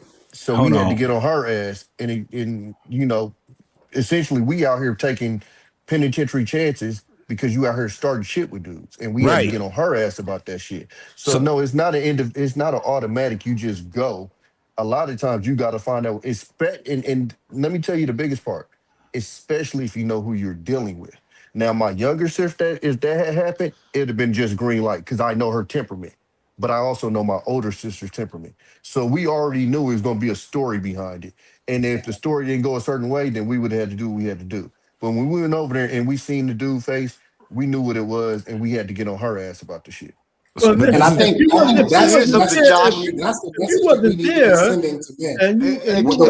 way you and your brother handle that. That's the way it needs. That needs to be the standard, the baseline of how we handle these problems. Is basically you yourself got to conduct an investigation. Yeah. When your female family member calls you, you got to basically start an investigation and find out, all right, who started this? Especially as you said, Tommy, especially when you know the temperament of said family member. You got to start asking questions. I got cousins who used to call me, are you on duty? Hell no, because I already know what time it is with you. You started that shit. I already know. I already know. Don't call me. Don't call me. I already know. But again, to Tommy's point, my sister, I only have one sister. My sister, she called me. I already know. Yeah, that nigga beat her up. I already know it because she's just not like that. You know what I mean? I completely agree. His thing is, see, Josh, is what you said is, if somebody hit your daughter, you come in to defend her, right? And if they put their hands back on you, right? You bring the whole federal people behind because you're a federal officer, right? Okay, now you see what you just called. Hold on, let me finish. Because see, if you come at somebody like, no disrespect, okay? But if you come at somebody like me, as being, like I wouldn't hit a woman, but just say if I did, and you come at me disrespectful about your daughter and not question me what happened, and you try to lay hands on me, and I fade you real quick, and you talking about bringing people behind you, federal people, I got people on the streets that would take out federal people. You get what I mean? And then you got a war going on. Hold on. Then you got a war going on, or something happened because you didn't take out, because you didn't take your time out to investigate it. No. But that is the point here. What are we talking about? The moment that you, that's the point. The moment that you decided to hit a woman, You're thinking it's one fight. It's not. It's at the very least. No, going to be hey, two. let me just say this for a second. Josh, let me tell you this. If you're not at the scene with your daughter and she got hit, and you premeditatively go after the guy who did it just willy-nilly, you're committing a crime. Thank you. Right, I think you guys failed to understand the point. This is why it always escalates to violence. Let me finish, man. You had your say. We know where you're coming from. No, you're going past the point. No, well, let me finish. Go past the point, and you could correct me. How about that? Listen, okay. I got daughters too, and I understand where you're coming from. If one of them come hit or beat up, I'm gonna want revenge. But I want to do the investigation. If it turns out we got to fight, we got to fight. But I want to do it smartly. You ain't gonna just go willy-nilly hunt down some fucking dude because he hit your daughter. And you're a federal officer, like you said. Thank you. You know, I mean, come on, man. And not only that, the lesson is your daughter shouldn't be putting her fucking hands on a man. Okay, then that's what it is. We all just have to fight all the time. And the other and part the women of it are right. He also they have didn't every say right he to would fight do a an man. investigation either. He just said he going right out. The moment that you have decided to engage in a conflict with a woman, you expect two fights. If you're going to sit here and say, well, it's based on the morals and it's everybody else's obligation, right? You have now just decided violence is the only solution. So whoever's the strongest, your daughter decided violence is the only solution. So Josh, So Josh, this is the thing. This is what you're just skipping over the fact that your daughter initiated this entire thing. You're just skipping over it like it didn't happen. Doesn't matter. You're trying to bring a moral. You're trying to bring morals to force doctrine. And that's how a lot of fathers die. Hold on. You don't feel like you're correct, and it's how a lot of men that decide that they want to willy-nilly hit women die too. This is the thing. All because the father didn't do no investigation. Hold on. No, hold on, bro. You don't feel like you're enabling that behavior by doing that? You're enabling that behavior the moment that you decide to put your hands on a woman. Oh no, okay. You're expecting the other person to be reasonable. Man, you got or not. Josh, you tripping, Josh. You tripping. I understand that, Josh. I'm glad I'm not married to his wife, but his daughter. Josh, what I'm asking you is, are you not enabling the behavior of your daughter as well by only disciplining the man and not disciplining your daughter? Discipline went out the door the moment that the conflict arose. No, so what you're saying, it's not about discipline anymore. Now it's just about conflict. Okay. So what you're saying is you're empowering your daughter to go beat up on dudes because she knows she got you to have her back. Yep. Look, there's other social groups that do the same exact thing. Have you heard the term the white Karen? Where grandma goes out in the street and decides she wants to pick a fight because somebody's driving 5 miles an hour over speed limit. What are you going to do when grandma's out there? You're going to have grandma to didn't physically assault wait. Not the same example. Hold on. Yeah. It's not the same example. It's the same example. It's no, it's not. The moment that you got physical with a woman, you selected conflict. So hold on, Josh. No, sir. One has a battery element. The other has an assault element. When somebody's actually touching you, is completely different. Yeah, you know that. And this is the thing, also, Trey. Josh, what you failing to understand? Somebody going to jail. Hold on, Josh. What you failing to understand is that you are talking to a different culture of men, first and foremost. It has nothing to do with culture. No, it does. Let me tell you why. No, it doesn't. Man, can I say what I gotta say before y'all niggas get to shaking heads and shit? God damn.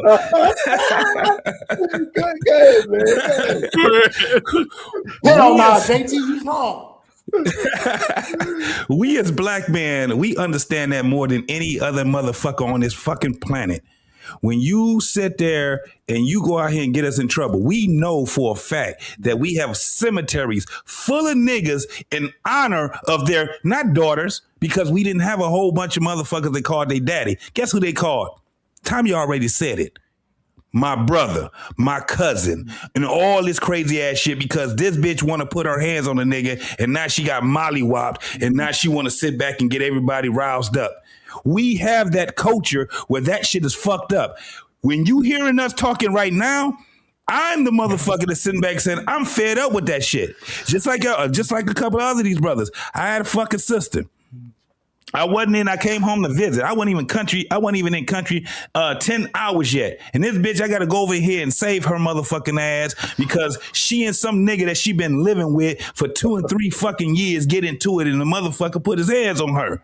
I go there and I got fucking cousins. I'm from, and let me mind you something. I'm from Detroit. Nigga, we damn deep than a motherfucker. I'm supposed to be celebrating. Joy Roy. I ain't seen my people in 2-3 years. And we supposed to be celebrating. And now we over here getting ready to, everybody about to go to fucking jail. Cause niggas I don't know, I'm the only one probably without a goddamn gun. And this motherfucker is over here and we knocking on niggas' doors and shit, motherfuckers busting out windows and shit. This nigga start shooting, pointing weapons, we pointing weapons and shit like that. This shit is fucked up. And it is all because of this motherfucking him couldn't get the fuck along and they get to fighting and she put her hands on him and he put his hands back on her. Let me tell you what happened. We get into it with the motherfucker. She talk about she want her clothes and all this shit. She get her clothes, all this crazy ass shit. These motherfuckers I ended up taking his gun away from him. And it was a dumb move on my part, because he stuck the gun out and I snatched it. That nigga could have shot the shit out of me. Anyway, moving forward, 2 days later, let me tell you what the fuck was the slap in the face. She's right back there. She was right back over there. That's how it ended up. That's it. She was right back over there. My other brother, he was like, that's why I didn't go with y'all. Cause I done beat this nigga ass 5 fucking times. Next thing you know, that nigga ain't gonna let me beat his ass the 6th time. He gonna shoot me next time I go over there. Fuck her and him. When it comes down to daughters, let me tell you something. Yes, Josh, if that nigga put his hands on my daughter, it's on and popping. I'm on his fucking top, right? But guess who else top on? Guess who else I'm on? Guess who else top I'm on? Hers. I'm gonna give her way more smoke than I could ever get that nigga. Is that the top? I'm cussing her the fuck out. I'm telling her, because what I told your hard-headed ass, you do the total opposite. Don't you call me no motherfucking mo when you sitting here and you got this goofy ass nigga and I told you this nigga wasn't shit. And you didn't, Dad don't know you old. Y'all just don't understand. The times are different and all this crazy ass bullshit. That's my whole point. Yes, I'll go over there and handle that shit over there. But I'm handling your ass too. Hey, JT, one quick thing before Josh responds. What we say we're gonna do versus what will actually happen when that phone call actually come through, right? Two completely different things. I can sit here and tell you all day I'm gonna run an investigation for my daughter. I cannot confirm that when my daughter calls me, I'm gonna run the investigation. I'm just being honest. I'm being completely honest with you. Yes. It might be a bias. In my logical brain, yes, I want to run the investigation. Right? With my background, probably should be the first thing I do. But if my daughter calls me and she's crying, Daddy, I'm a dad.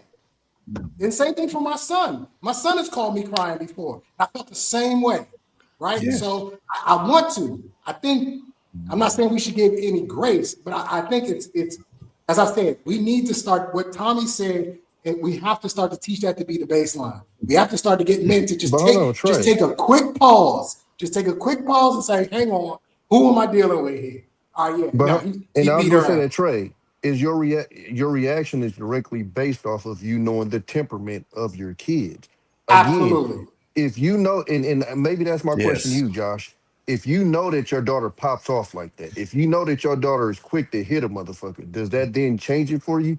Or is it because you know that, and I don't know if you have a daughter, but if you do, okay. So if you had a daughter and you knew her temperament was to not act like that, then I think I can just say that from experience, I think your reaction is a lot different than if you have a daughter and her temperament is to pop off like that.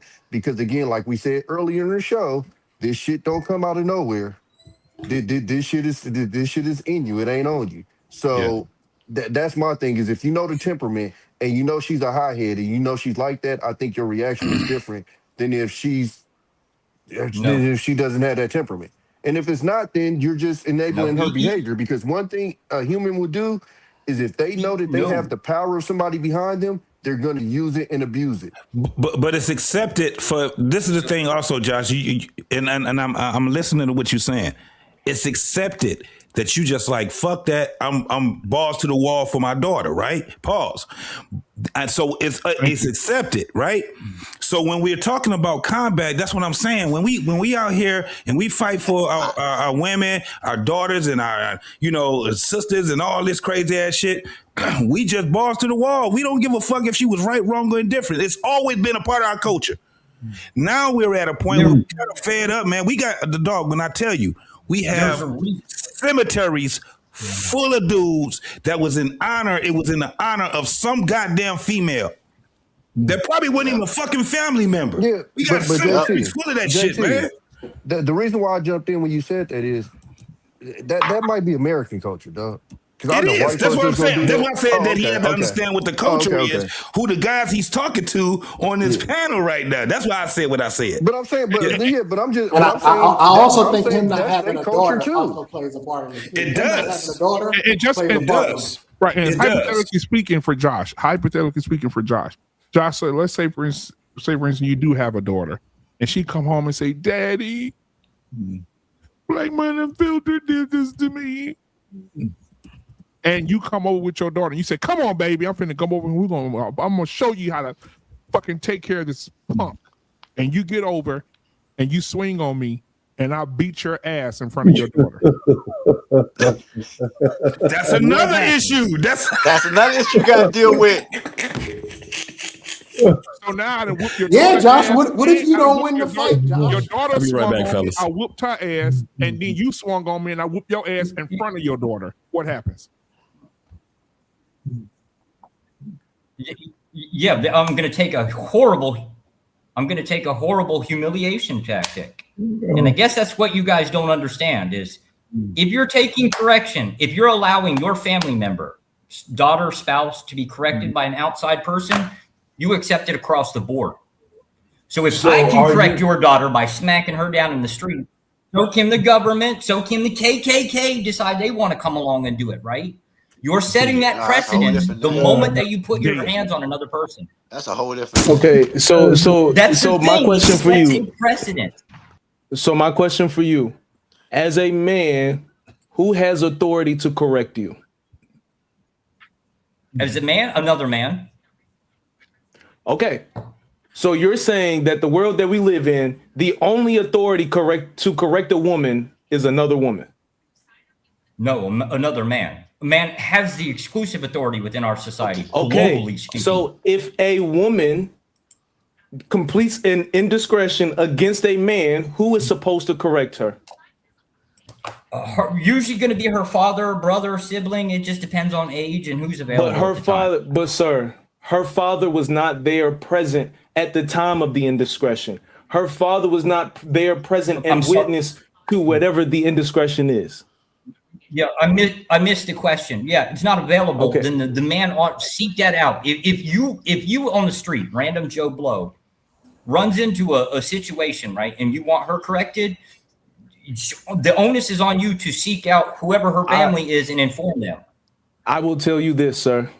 As a father of 3 young girls, if my daughters are outside and they are putting their hands on someone and they get put to sleep behind it, that's something they earned.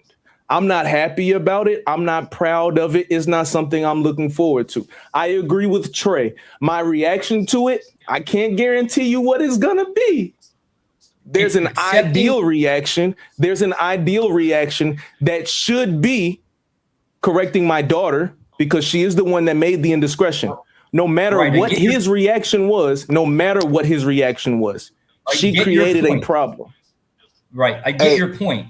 But your result of that is going to be whoever in society that is the authority at that point, you're granting them the authority over your kids. So is a man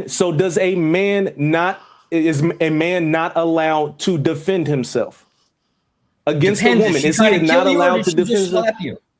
I don't. It doesn't. Okay. Time out. The matter of fact, let me give you this scenario. Let's say me and Ronda Rousey is in the middle of a club. I bump into her and I knock her drink on her jacket, and now she ready to fight. This is Ronda Rousey. She is a trained professional fighter, and she wants to fight me. Am I supposed to allow her to beat my ass, or should I just go ahead and put her to sleep? What would you say is the proper reaction in that situation of her ready to be physical with me? You would basically escape it. No, you would escape the situation and seek out an authority. How in the this case, fuck am I going to exit? No, sir. You are telling me that I. Okay. Time out. Well, I'm going to set here. Let me describe the standard that you're allowing. The moment that you allow an outside connection is, if I decide that your daughter is doing something I don't like, I'm allowed to go upside her head. What are you going to do about it? That's the standard you're accepting. Okay, so this is what I'm. Okay, but this is the difference. This is what I'm saying to you.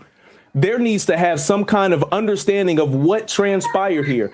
If you went against my daughter's head because you didn't like the way that she said something to you, now me and you have a problem. But if you went against my daughter's head, how do you know? But if you told me that you went against my daughter's head because she decided to smash your windshield, I understand that your response was probably maybe something you wouldn't normally do, but it's something you did. My daughter did something to physically cause harm to you, your property, or anything that belonged to you.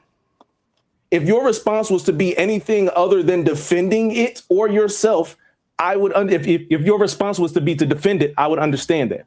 Now, if you told me you went upside my daughter's head because she said something to you that you didn't like, now me and you have a problem. You do understand that there is a difference there. Yeah, but you've already accepted that I'm allowed to go upside your daughter's head for any willy-nilly reason because you accept the concept of it's okay. It's okay.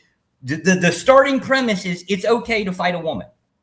That's the society that I am only speaking in the terms of self-defense. Right, are you willing to accept that in the terms of self-defense, it is acceptable for a man to defend himself and put his hands on a woman in the terms of self-defense?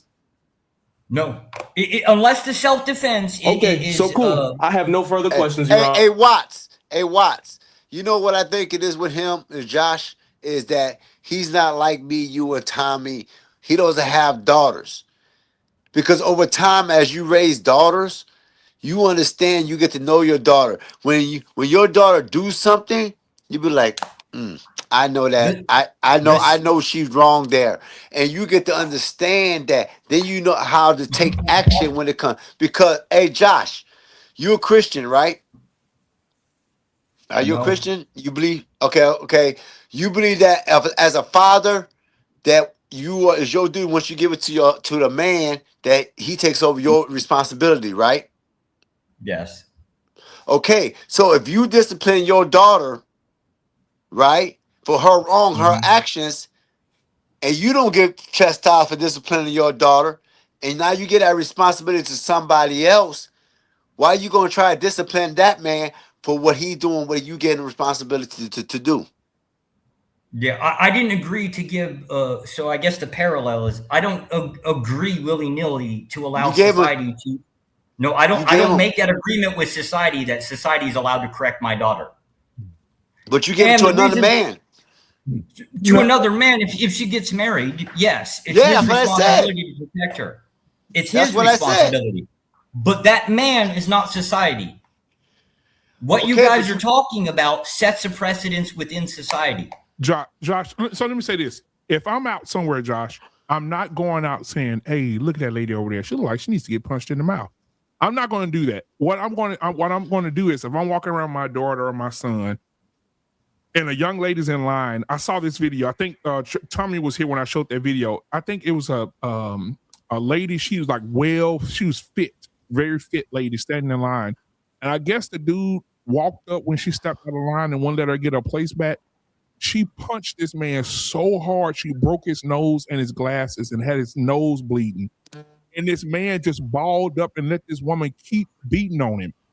If that woman did that to me, when the authorities get there, they're going to need to find her, to find the rest of her. She's not going to punch me in my face and break my nose and keep violently punching me, and I'm not going to lay her down. She has to be down. If it's just like a rabid dog. If a rabid dog if he's rabid and he's growling, what happened to old Yeller? What happened? They loved him to death, but they had to put him down because he was rabid. I don't understand how we should sit here. I'm with Hunter. Because at what point do we defend ourselves if you getting punched upside the head by a woman? Do you want to defend yourself against a woman, or do you want to defend yourself against an entire family? Fuck that family. I could do both of them. Then there you go. We're back to the old them. truths 300 years ago. That's the point. The problem is, if I know you coming, then it's probably gonna be night for you, G. Like, thank you. That's how I was playing to him earlier. It just is. That's what I was playing to him earlier. That's exactly right, Tommy. Let's get this understood, Hunter Watts. Ronda Rousey is breaking each and every last one of our arms. Absolutely. We ain't doing shit. We're going in an arm bar and we're going to the hospital after, nigga. It's a wrap. Right. Okay, and I understand that. But even if she break my arm, I might be able to hit her with a bang bang real quick before she catch me. I'm just saying. She gonna have to take something on the way down. That's all. Tommy, That's all I'm saying. You probably taking that L, G. But Tommy, did you see when Ronda Rousey told old boy, if you last 1 minute in the ring with me, I'll give you some pussy? That's what she told him. If you last 1 minute in the ring with me, I'll give you some pussy. And did he hit? No. She beat his ass. Listen, hey, it's sometimes you just gotta tuck your you will understand. Listen, Ronda Rousey is putting me in the hospital, and that's just that. You know what I'm saying? Ronda Rousey gets shot. Fuck that. Yeah. We just looking like that. I'm stabbing the shit out that broad, man. You know I'm what stabbing I'm gonna her. shoot you in your foot. Get the fuck off 'cause somewhere. I'm not taking that L. Vera, I'm gonna tell. I'm gonna saying she whipped my ass. Fuck that. But Josh, I'll say, Vera, put the knife down, Vera. I want to ask Josh this question. I'll shoot you in your directly. pinky toe. So this question for you, Josh. If you're out and you're having a good time, you and your wife having a really good time, and a lady steps out of line, you step up, she comes back and she says, "You got in my spot." That's funny because that's her favorite fighter. And hits you in your face and breaks your nose in that moment. And she keeps punching you. Are you going to defend yourself, or are you going to let her beat your ass until somebody calls the police? You're on mute, Josh. You're on mute, Josh. You're on mute, I wanna hear Josh. this. I'm going to remove myself. Call the cops. You're gonna run. How you Sue gonna her. run? No. I'm going to remove myself, call the cops, sue her, and whoever else is attached to her. Can I get my answer? I believe him. No. Because see, Trey was right earlier. You don't know what you would do in that situation, Josh. Oh no, I'm absolutely. I'm absolutely. Well, if it's me personally, right, I'm going to put her in cuffs. But if I'm not like in my situation, I'm going to remove myself from her and take as much as I can economically from her as I possibly can. What do you do when you got to arrest a female? What do you do when you got to arrest a female? Oh, in our case, I'm incredibly violent to anybody. Doesn't matter who. Hold on, fellas. Just like I told Josh, is a beautiful thing. Just like I told Josh, he has to be aware of who his surroundings. You need to be aware of who you talking to That right badge now. is a beautiful thing, man. That badge is You beautiful. gotta be aware. You should be ashamed of yourself, not stand. And this is what's crazy. I'm incredibly violent with anybody, but yet we're in a country where you're innocent until proven guilty. So that means you've been violent to innocent people. That's crazy. I would 100% enact violence under any command that's refused. And in my department, they don't give non-lethal. I thought you was a gentleman. I'm not. Josh, how tall are you, Josh? 6'1". Okay, so we're the same height. So let me ask you this. So if you're pulling me over and you say, I'm going to arrest you, BMU, and I said, I'm not going nowhere. You're telling me that you have enough skill set to bring me down and put handcuffs on me. Me. It's not a skill set. It's a tool system. Government authority is based on tools, not based on like the individual. So if I believe, like if I'm standing If I'm standing toe to toe to you and I don't believe I can take you, you call back up. He kept it 100. No, That's just how it works, right? So that's why I say you got to understand who you talking to, because this is the thing. One thing I know about cops is they always say this shit. This is a good word. Where Trey go? Okay, Where you go, Trey? Am I lying, Josh? Okay. But this be my thing. Okay is the system that it is. No, but listen. The word okay, cops use it a lot. Cops will use it a lot, especially when they say, "Hold on, let me keep it from escalating." Okay, the word okay, that motherfucker is a great word. Okay, and they will talk to you calmly, and while they're talking to you, they patching in back up. Once the backup get there, nigga is on and popping. This be always my thing, though. If I'm 100% innocent, I ain't do nothing. Why the fuck would I be inclined to even listen to you? What are you doing in which this happens? Yep. Exactly. Listen, brother, I'm gonna be honest with y'all. That shit in court. I'm fighting in court. I'm gonna be honest with y'all. I'm fighting that shit in court. My therapist tell me I need to avoid shit like this because this is fucking crazy. It is, and that's kind of the problem. Is basically everybody wants to assert like the concept of authority, right? So like the example of going against a cop on the side of the street, even if you're 100% innocent, right? The cop's just being an asshole. Which you're trying to assert some type of authority. The same way that when a woman decides to strike you, you're asserting your authority over her correction, right? You want to be the one to discipline her. That's a very dangerous scale in our society because we don't all agree. Two families don't agree on what's effective discipline on a person. So Josh, hold on, I got Josh on the bench right now. So Josh, what you're telling me, you said earlier that you will be violent with anyone who refuses the authority, correct? Correct. Man or woman, correct? Yeah, correct. So what if you arrested my wife and she refused you because she has a right to, and you manhandle my wife? Do I have a right to come fuck you over? Yeah, I have to pretty much worry about looking over my shoulder the whole time I'm walking in Walmart because you might decide you want a piece of me. Yes, it's gonna happen. We're gonna tear aisle 5 the fuck up. Correct, but that's the society. That's the society that we live in. Yeah, and so as us being men, we understand. That was my whole thing. We understand that these are the things that can happen with us. We understand as men that danger is just there, right? So like what you were saying earlier, Josh, I'm like, yeah, if a motherfucker put his hands on a woman, you were right when you said, hey, he got to think about. Not only do he got to deal with you, but he may have to deal with whoever else that you adjacent to, right? So the thing is that as men, we understand that. The problem is that when we have too much of this motherfucker, what ain't right and what is right, and nigga, once you in it, you are in it. You are fucking in it, and you got to accept anything that comes with it, right, wrong, or indifferent. You still got to accept the possibilities, probabilities, and all of these different things. So we can agree on that part. I know we all can agree on that part right there. Women don't agree on that part. Yeah, no, that's my whole point. They don't agree on that part. Okay, so in this conversation, I want to ask this question so I can get some understanding. In this conversation, you've been very opposed to applying force to women whenever we're talking about person-to-person situations.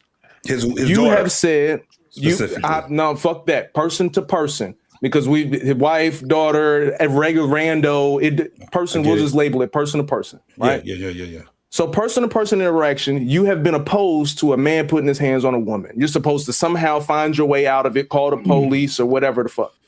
But are you saying that your thought process behind using force to man or woman is simply based on your career field? No, it's so where is the difference? It's a prescription within society. If you decide that it's okay to, like a woman comes up to you and slaps you, if you decide that you want to react with violence, right, you now have to accept the concept of everything behind society of we're all just violent, we're going to fight. So you're inevitably going to get to my, like, I guess what we call authoritarianism. However, I don't disagree with the discipline. It's just you have to define who gets to do the disciplining, right? Do you as a stranger get to discipline my spouse, my daughter, that kind of thing? Or Do you basically approach the spouse or the father or whatever, one of the siblings, and have them do the disciplining? Because at the end of the day, ultimately what this boils down to is a choice between who gets to do the disciplining. Do you want the government to do the disciplining? Do you want the father to do the disciplining? Do you want this the siblings? That kind of thing. Yeah, you don't want to open that. Call you. I'll do it before I call you. No. Right. So this is the thing. That's why we have to really listen to one another, because this is the thing. You would have men that would get into it with the woman that they with, right? Mm-hmm. She's irate. The first thing that man would want to do is get somebody to talk this bitch off the ledge before he end up being the person he got to be, right? So Right. at the end of the day, who's doing the disciplining, right? This is the thing about men, because guess what? When we sit back and we say, you know what? I'm going to walk away and I'm going to call your mama on you. I'm going to call your dad on you. I'm going to call whoever's the most influence on you, right? Versus me sitting back and giving you all the business that I can give you right now. Who does the disciplining when we are in that situation? If you've been in that situation before, then you understand exactly, because our mind be working so goddamn much where we like, damn, do I feel like going to jail today? Is this shit gonna get to an escalation where we gonna be on the fucking news? Or should I just go ahead, call the authorities, walk myself away, call whoever, the family members that, it's shit like that we have to actually think about. And a lot of us don't do it once we get mad. Once we're mad, it's over with. But you got to understand that you just shaking hands with the danger. You shaking hands with the devil now, because now, regardless of how I feel, if I do whatever I do, I have to be able to accept the consequences that comes behind it. And I don't think a lot of people actually think about it to that point. That's why I was saying there's cemeteries full of motherfuckers that sat back, and I guarantee if they can go back and think about the things that they did, they'd be like, damn, that would have preserved my life for a little longer. Or you got people that's in prison. Even I'll give you a better one. You have people that are in prison right now, and they probably done did already 10 years of the bid that they got, and they took somebody else's life because of another person. Mm-hmm. You don't think they're thinking about that shit right now? Oh, I know that. Yeah, so it goes to a point of when we are heated, it's some things we just gonna have to accept once the shit hits the fan. One thing about men is that, and I can tell you about myself, if I make a motherfucking decision, I'm ready for whatever consequences that's gonna come with that. That's just what it is. But JT, that goes to back what Black Man and Watts was saying earlier, where they said that you gotta be controlling us men. We gotta be control of our emotions. You just can't work off an impulse. See, but being right, so but being in control of your emotions, man, you actually got to practice that shit, right? Let me tell you something. I ain't gonna be nobody's bitch. I swear to God, it ain't gonna ever happen with me. So controlling my emotions is something totally different, homie, than me being able to think things through. I'm not going to let anybody bitch me. I'm not going to let anybody come in my fucking family and act like they're the fucking authority of it. I don't give a fuck who you is. So the thing is that that's why when we, as men, we have to think about these things in our life where we're accepting of the consequences. You can talk to guys in prison right now that'll tell you, nigga, if I had a chance to do it all over again, I do it all over again, because they stuck on a principle that that's just what it is with them, right? We have to be able to accept consequences. The problem is that we got too much bitch assness in us, and it makes us turn to being, because we think about the consequences too much, where we'll say, I don't want to go to jail, so I'm just going to be this bitch ass nigga. Nope. I'm going to have to teach this bitch a lesson, and I got bail money. But see, I'm gonna have to teach this nigga a lesson, and I got fucking bail, and I'm willing to go ahead and give them 2 years of my fucking life, because this is what's not gonna happen. I'm not gonna be sitting here living my motherfucking life as a bitch. But you know take me to that jail comes then, dog. Fuck right. it. That come what you said, like how you just say it takes discipline. Take It me to takes jail. years. It takes years to learn that, right? It takes years to learn how to control that. See, I learned mine's because I got locked up. If Payne and them was here to tell you, I was locked up in the Illinois State Penitentiary. Okay. So I had to learn how to control the emotions later on Yes, while I yes. wasn't coming home. Yes. You know what I mean? And also when you said there's people in there, when you mentioned that, there's people in there like, damn, I wish I could take that shit back. Yeah. I talked to them. I was in the cell with them when them niggas So in there crying. You understand Okay? exactly what I'm talking Right. about, brother, because I've been to Menards. You done seen niggas that got like football numbers. Life. I seen life people, and I seen them when they sitting like, damn nigga, I killed somebody just Come on, an man. emotion of 5 seconds, and now I'm doing 1,000 years. Let me tell you too, brother. This is the thing. I've had the privilege, and I've never been in prison myself, but I got family members, man. I done had friends, all kind of people that I've talked to. I done had motherfuckers, bro, that spent their whole adult life in motherfucking prison. Mm-hmm. And when they got out, man, the shit that they told me gained my wisdom. It gained my wisdom. It helped to edify me. And the thing is that it's just going back to the point of what are we willing, and this is where I'm saying, what are we willing to do to protect the women and the children of our family, right? At the end of the day, we just built that way. All of us are built that way. Even though look, it's some niggas that's the worst of worst. It's just certain things where the motherfuckers they still got fucking principles, right? But where we at right now, the mindset we in right now, BMU, the mindset we have right now is that people are too fucking comfortable, women and men. They're too fucking comfortable. They think that this world is built around them. And this is where, and it's really fucked up right now. When we starting to see, like what I saw 100 Watts, and my comment when I said that nigga sat down on that punch on her ass. Mm-hmm. See, a lot of people, they understand where I'm coming from because they just been hearing me because I've been on these fucking panels and shit, right? At the end of the day, I'm never one, and I got 2 daughters. And the last thing that I want to do is be in the middle of some bullshit with them and some nigga that they with, right? Mm-hmm. Now, this is the craziest part. We have to start changing our mindset, folks. We got to start changing our mindset. We have to be able to upgrade our mindset when it comes down to how this happens where women meet men. They're not meeting them through family anymore. They're not connected. They're not fucking, that whole concept of that man has to be able to do what I did. You know, he has to be, and I'm giving my daughter to that man. Ain't nobody really giving their daughters to no motherfucking man. Their daughters just grabbing that motherfucking man now, right?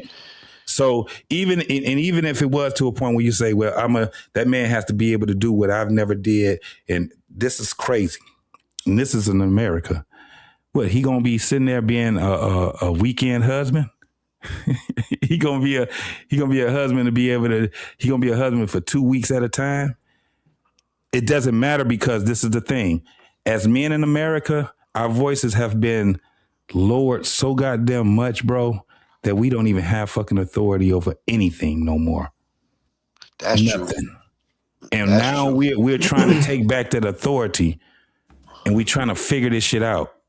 We're in a tangle fucking web right now that's so fucked up where the next generations, bro, it's going to take generation after generation before motherfuckers get back on track.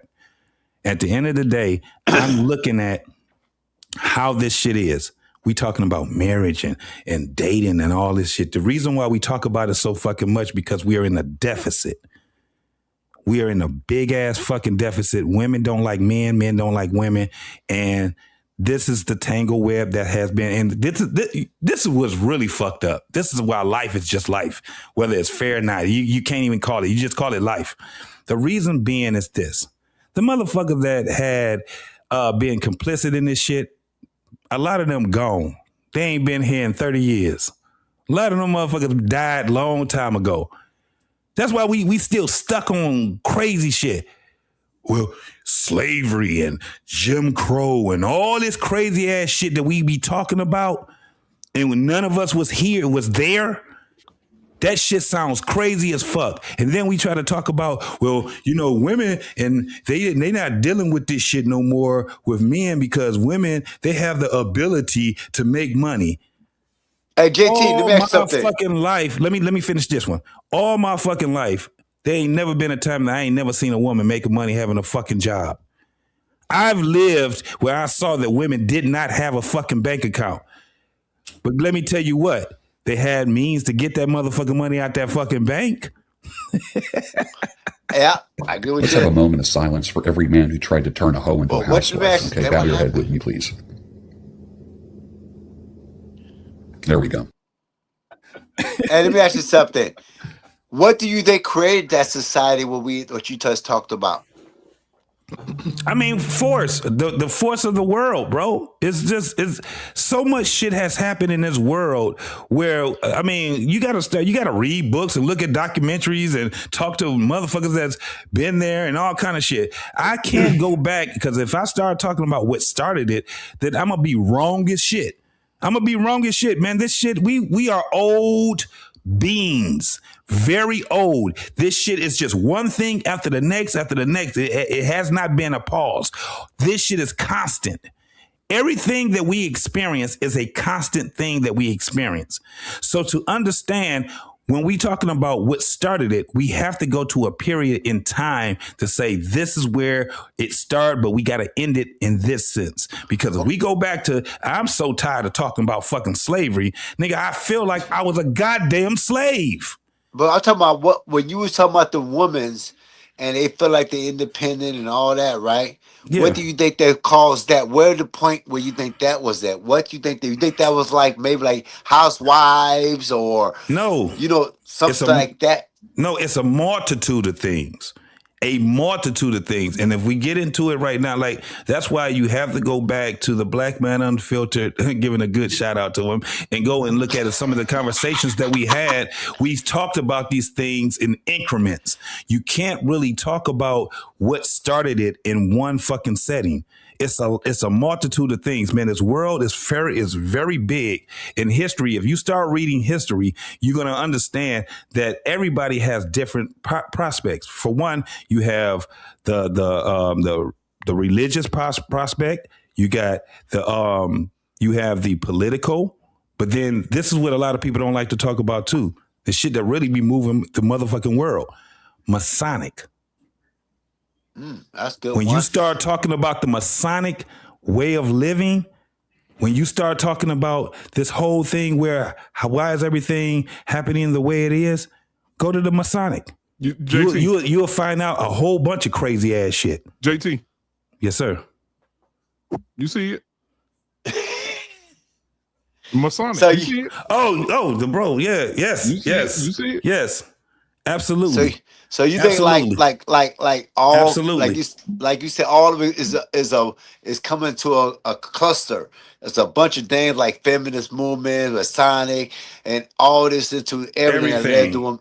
I agree with you on that. I believe it was all programmed like that too, and slowly set up to our women to be independent and cause these problems. I agree with you on that. That's so. So I can also say this right here. If you talk to this brother right here that's on the left of you, you will find a different perspective also. Yeah. We've had many of conversations with this brother right here. And I'm going to tell you right now, it'll blow your fucking mind. Yeah. It'll blow your and then make you start thinking a lot different than what you really think. A lot of people, this is what we have a problem with. We have entirely too many people on this planet that think just on the surface. That's why it's very hard for us to talk to a lot of people now. And I could tell you, 100 Watts, how old are you? 33. 34. I just turned 34 a couple weeks ago. It's very, very difficult for you to talk to a lot of people, isn't it? Very. I'm talking about have those conversations that's meaningful. Yeah. It's very. I'm gonna tell you this. I interview people on a regular basis. That shit is impossible. It'll blow your fucking mind, and it's not about it. And it's not about the things that happen. It's the things that people don't understand. The biggest plight that we have on this earth is that we have too many people that don't understand how the earth works. This is why we have the problems that we have. This is why we have people that sit back, like especially in the microcosm is these panels that we have. The reason why you would see a lot of people calling each other out of their names and things like that is for the simple fact that they don't want to hear what another person has to really say, because it doesn't it's not it's not alignment with them. It's not adjacent to them. And they have this thing of, I believe, right? But when I love being able to talk about one of the biggest issues that people have is religion. And and that's why I said, you talk to that brother on the left of you, bro, it'll just break up so many people's shit. And you're gonna have, especially when you have big audience, you're gonna have people just broken up because I believe in God, I believe in Jesus, I believe in all this. And then when you have somebody that actually sit back, well, let's break this motherfucking shit down. It makes people say, well, what the fuck was I reading in that book? Nothing. What was I reading in the Torah? Nothing. Because now when you start talking to people that are intelligent, that don't align with you, that shit right there has to make you think a different way. It has to make you upgrade your way of thinking, because you thought the world was this way.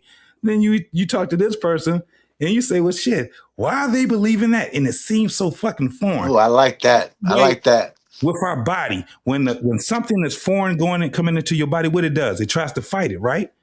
And all kind of shit. It's just so much motherfucking chaos that happens in your body where it's like, wow, that's what happens with the mind. That's what happened with us as people.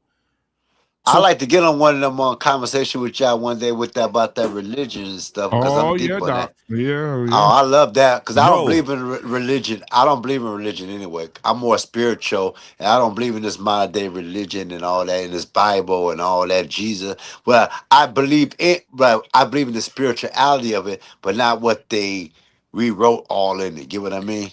But you don't have to believe. This is my whole thing. I got rid of that whole concept of believing in something. There you go. You know what I'm saying? I'm in a space of adopting concepts that actually is conducive to my life and other people's life, right? So when I read the Bible, and Black Man, to tell you, I'm not even a novice at it, right? But since I've been around these brothers for 5 years and being around other brothers for 5 years, you know, this shit gave me a whole different perspective. And it made me really read. I thought I was reading the fucking Bible. I was like, I wasn't reading shit, because the things that you would hear people say that it's written and you say, no, it's not. And then you will find out that it was. I didn't know anything about the missing books. I didn't know anything about the Book of Enoch. Right. I didn't know. I always thought it was just 10 motherfucking commandments and things like that. But then I talked to other brothers from different religions and all kind of shit. Now, this is what was probably mind blowing to me, and he probably don't even know this. I talked to Josh for about 2.5 hours. He's a national, what is it, Christian, which is an atheist also. That's a mind fuck if you don't understand what he said. I call it bipolar religion. It's so, but then when you hear what he says, one day it's Jesus, one day it ain't. Then when you hear what he says, when you hear what he talks about, and you have that conversation with, you be like, God damn, this shit is. It's a mind fuck that we've, and not from him. It's a mind fuck from all the things we were taught. I can't be mad at my mama and my father because they taught me some shit that was wrong. I just have to be able to edify, because my mom is still here, so I can edify her now, right? And my mom, it's kind of hard for her to be able to gravitate to a lot of the things that I say now, and people don't like people to change. They taught you that slave religion. Even with that. They call it. I call it that, right? Yeah. So we have to. I'm just saying, we have to be able to embrace everything that's going on in the world, man, and not be so fucking closed-minded because something we don't agree with. You dig what I'm saying? It makes us just better people. It makes us way better. Like when we could talk about, like Josh was saying, I can be fucking violent, right? Some people be like, oh shit, now he talking about the white man sitting here. See, that's why. But when you say no, we can be violent. At the end of the day, when somebody looks at me, I want them to sit back and they look at me and say, this nigga can be all this shit. If I do the wrong thing, this motherfucker, he can do some shit, and I'm gonna have to be able to combat whatever it is that he have, right? But they also see how I work, how I live in life every day. I'm a kind person. I'm nice to people. I talk to folks, even when I don't see them. I count the people. This is the craziest thing. But in the morning time, when I go to work, I count the people that I greet. Hello. How are you? Good morning. I do that, and I try to understand, why do we do that just anywhere in the world, right? It is because we're spirits having motherfucking human experiences. That's how I look at it, because I'm like, there's no other thing that can really get to a point where I can just sit back and talk and say hi to somebody that I've never met in my life, or at least I think I've never met in my life. But I'm just saying, and I greet them. Why do we greet people, right? Is it just because it's a social construct, or is it something that we just always done? I think it's something always done. Yeah, I think so. When you have another being in your space, it's the same thing with if you seen a fucking cat or a dog that was just walked up your way. Right. You're gonna acknowledge that the fucking cat or the dog. We sometimes as humans we'll say hi to them, won't we? Hello. Yeah. I mean, just think about it. Just think about if you. Speaking of distractions, though, JT, you walked us right into this one. Yes, the revolutionary Pan-African fast. What are we up to? We up to the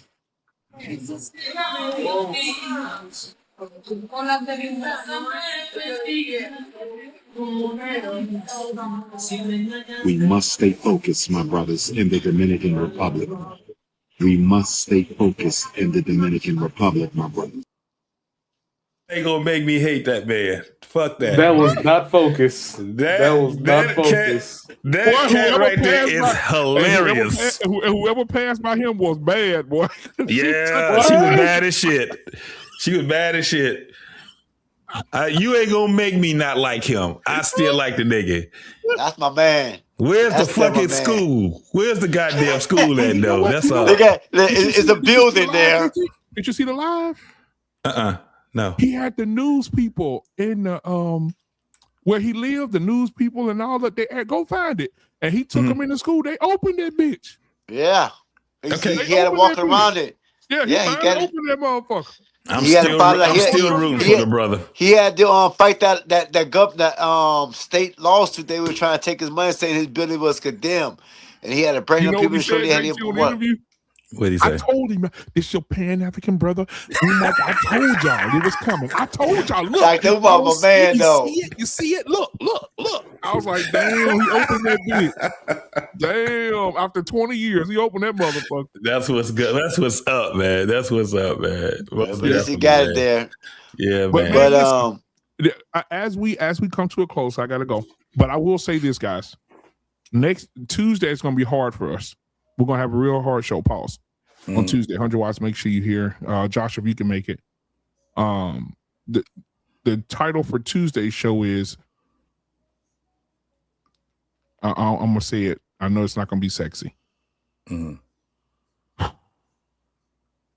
Luther King was full of shit.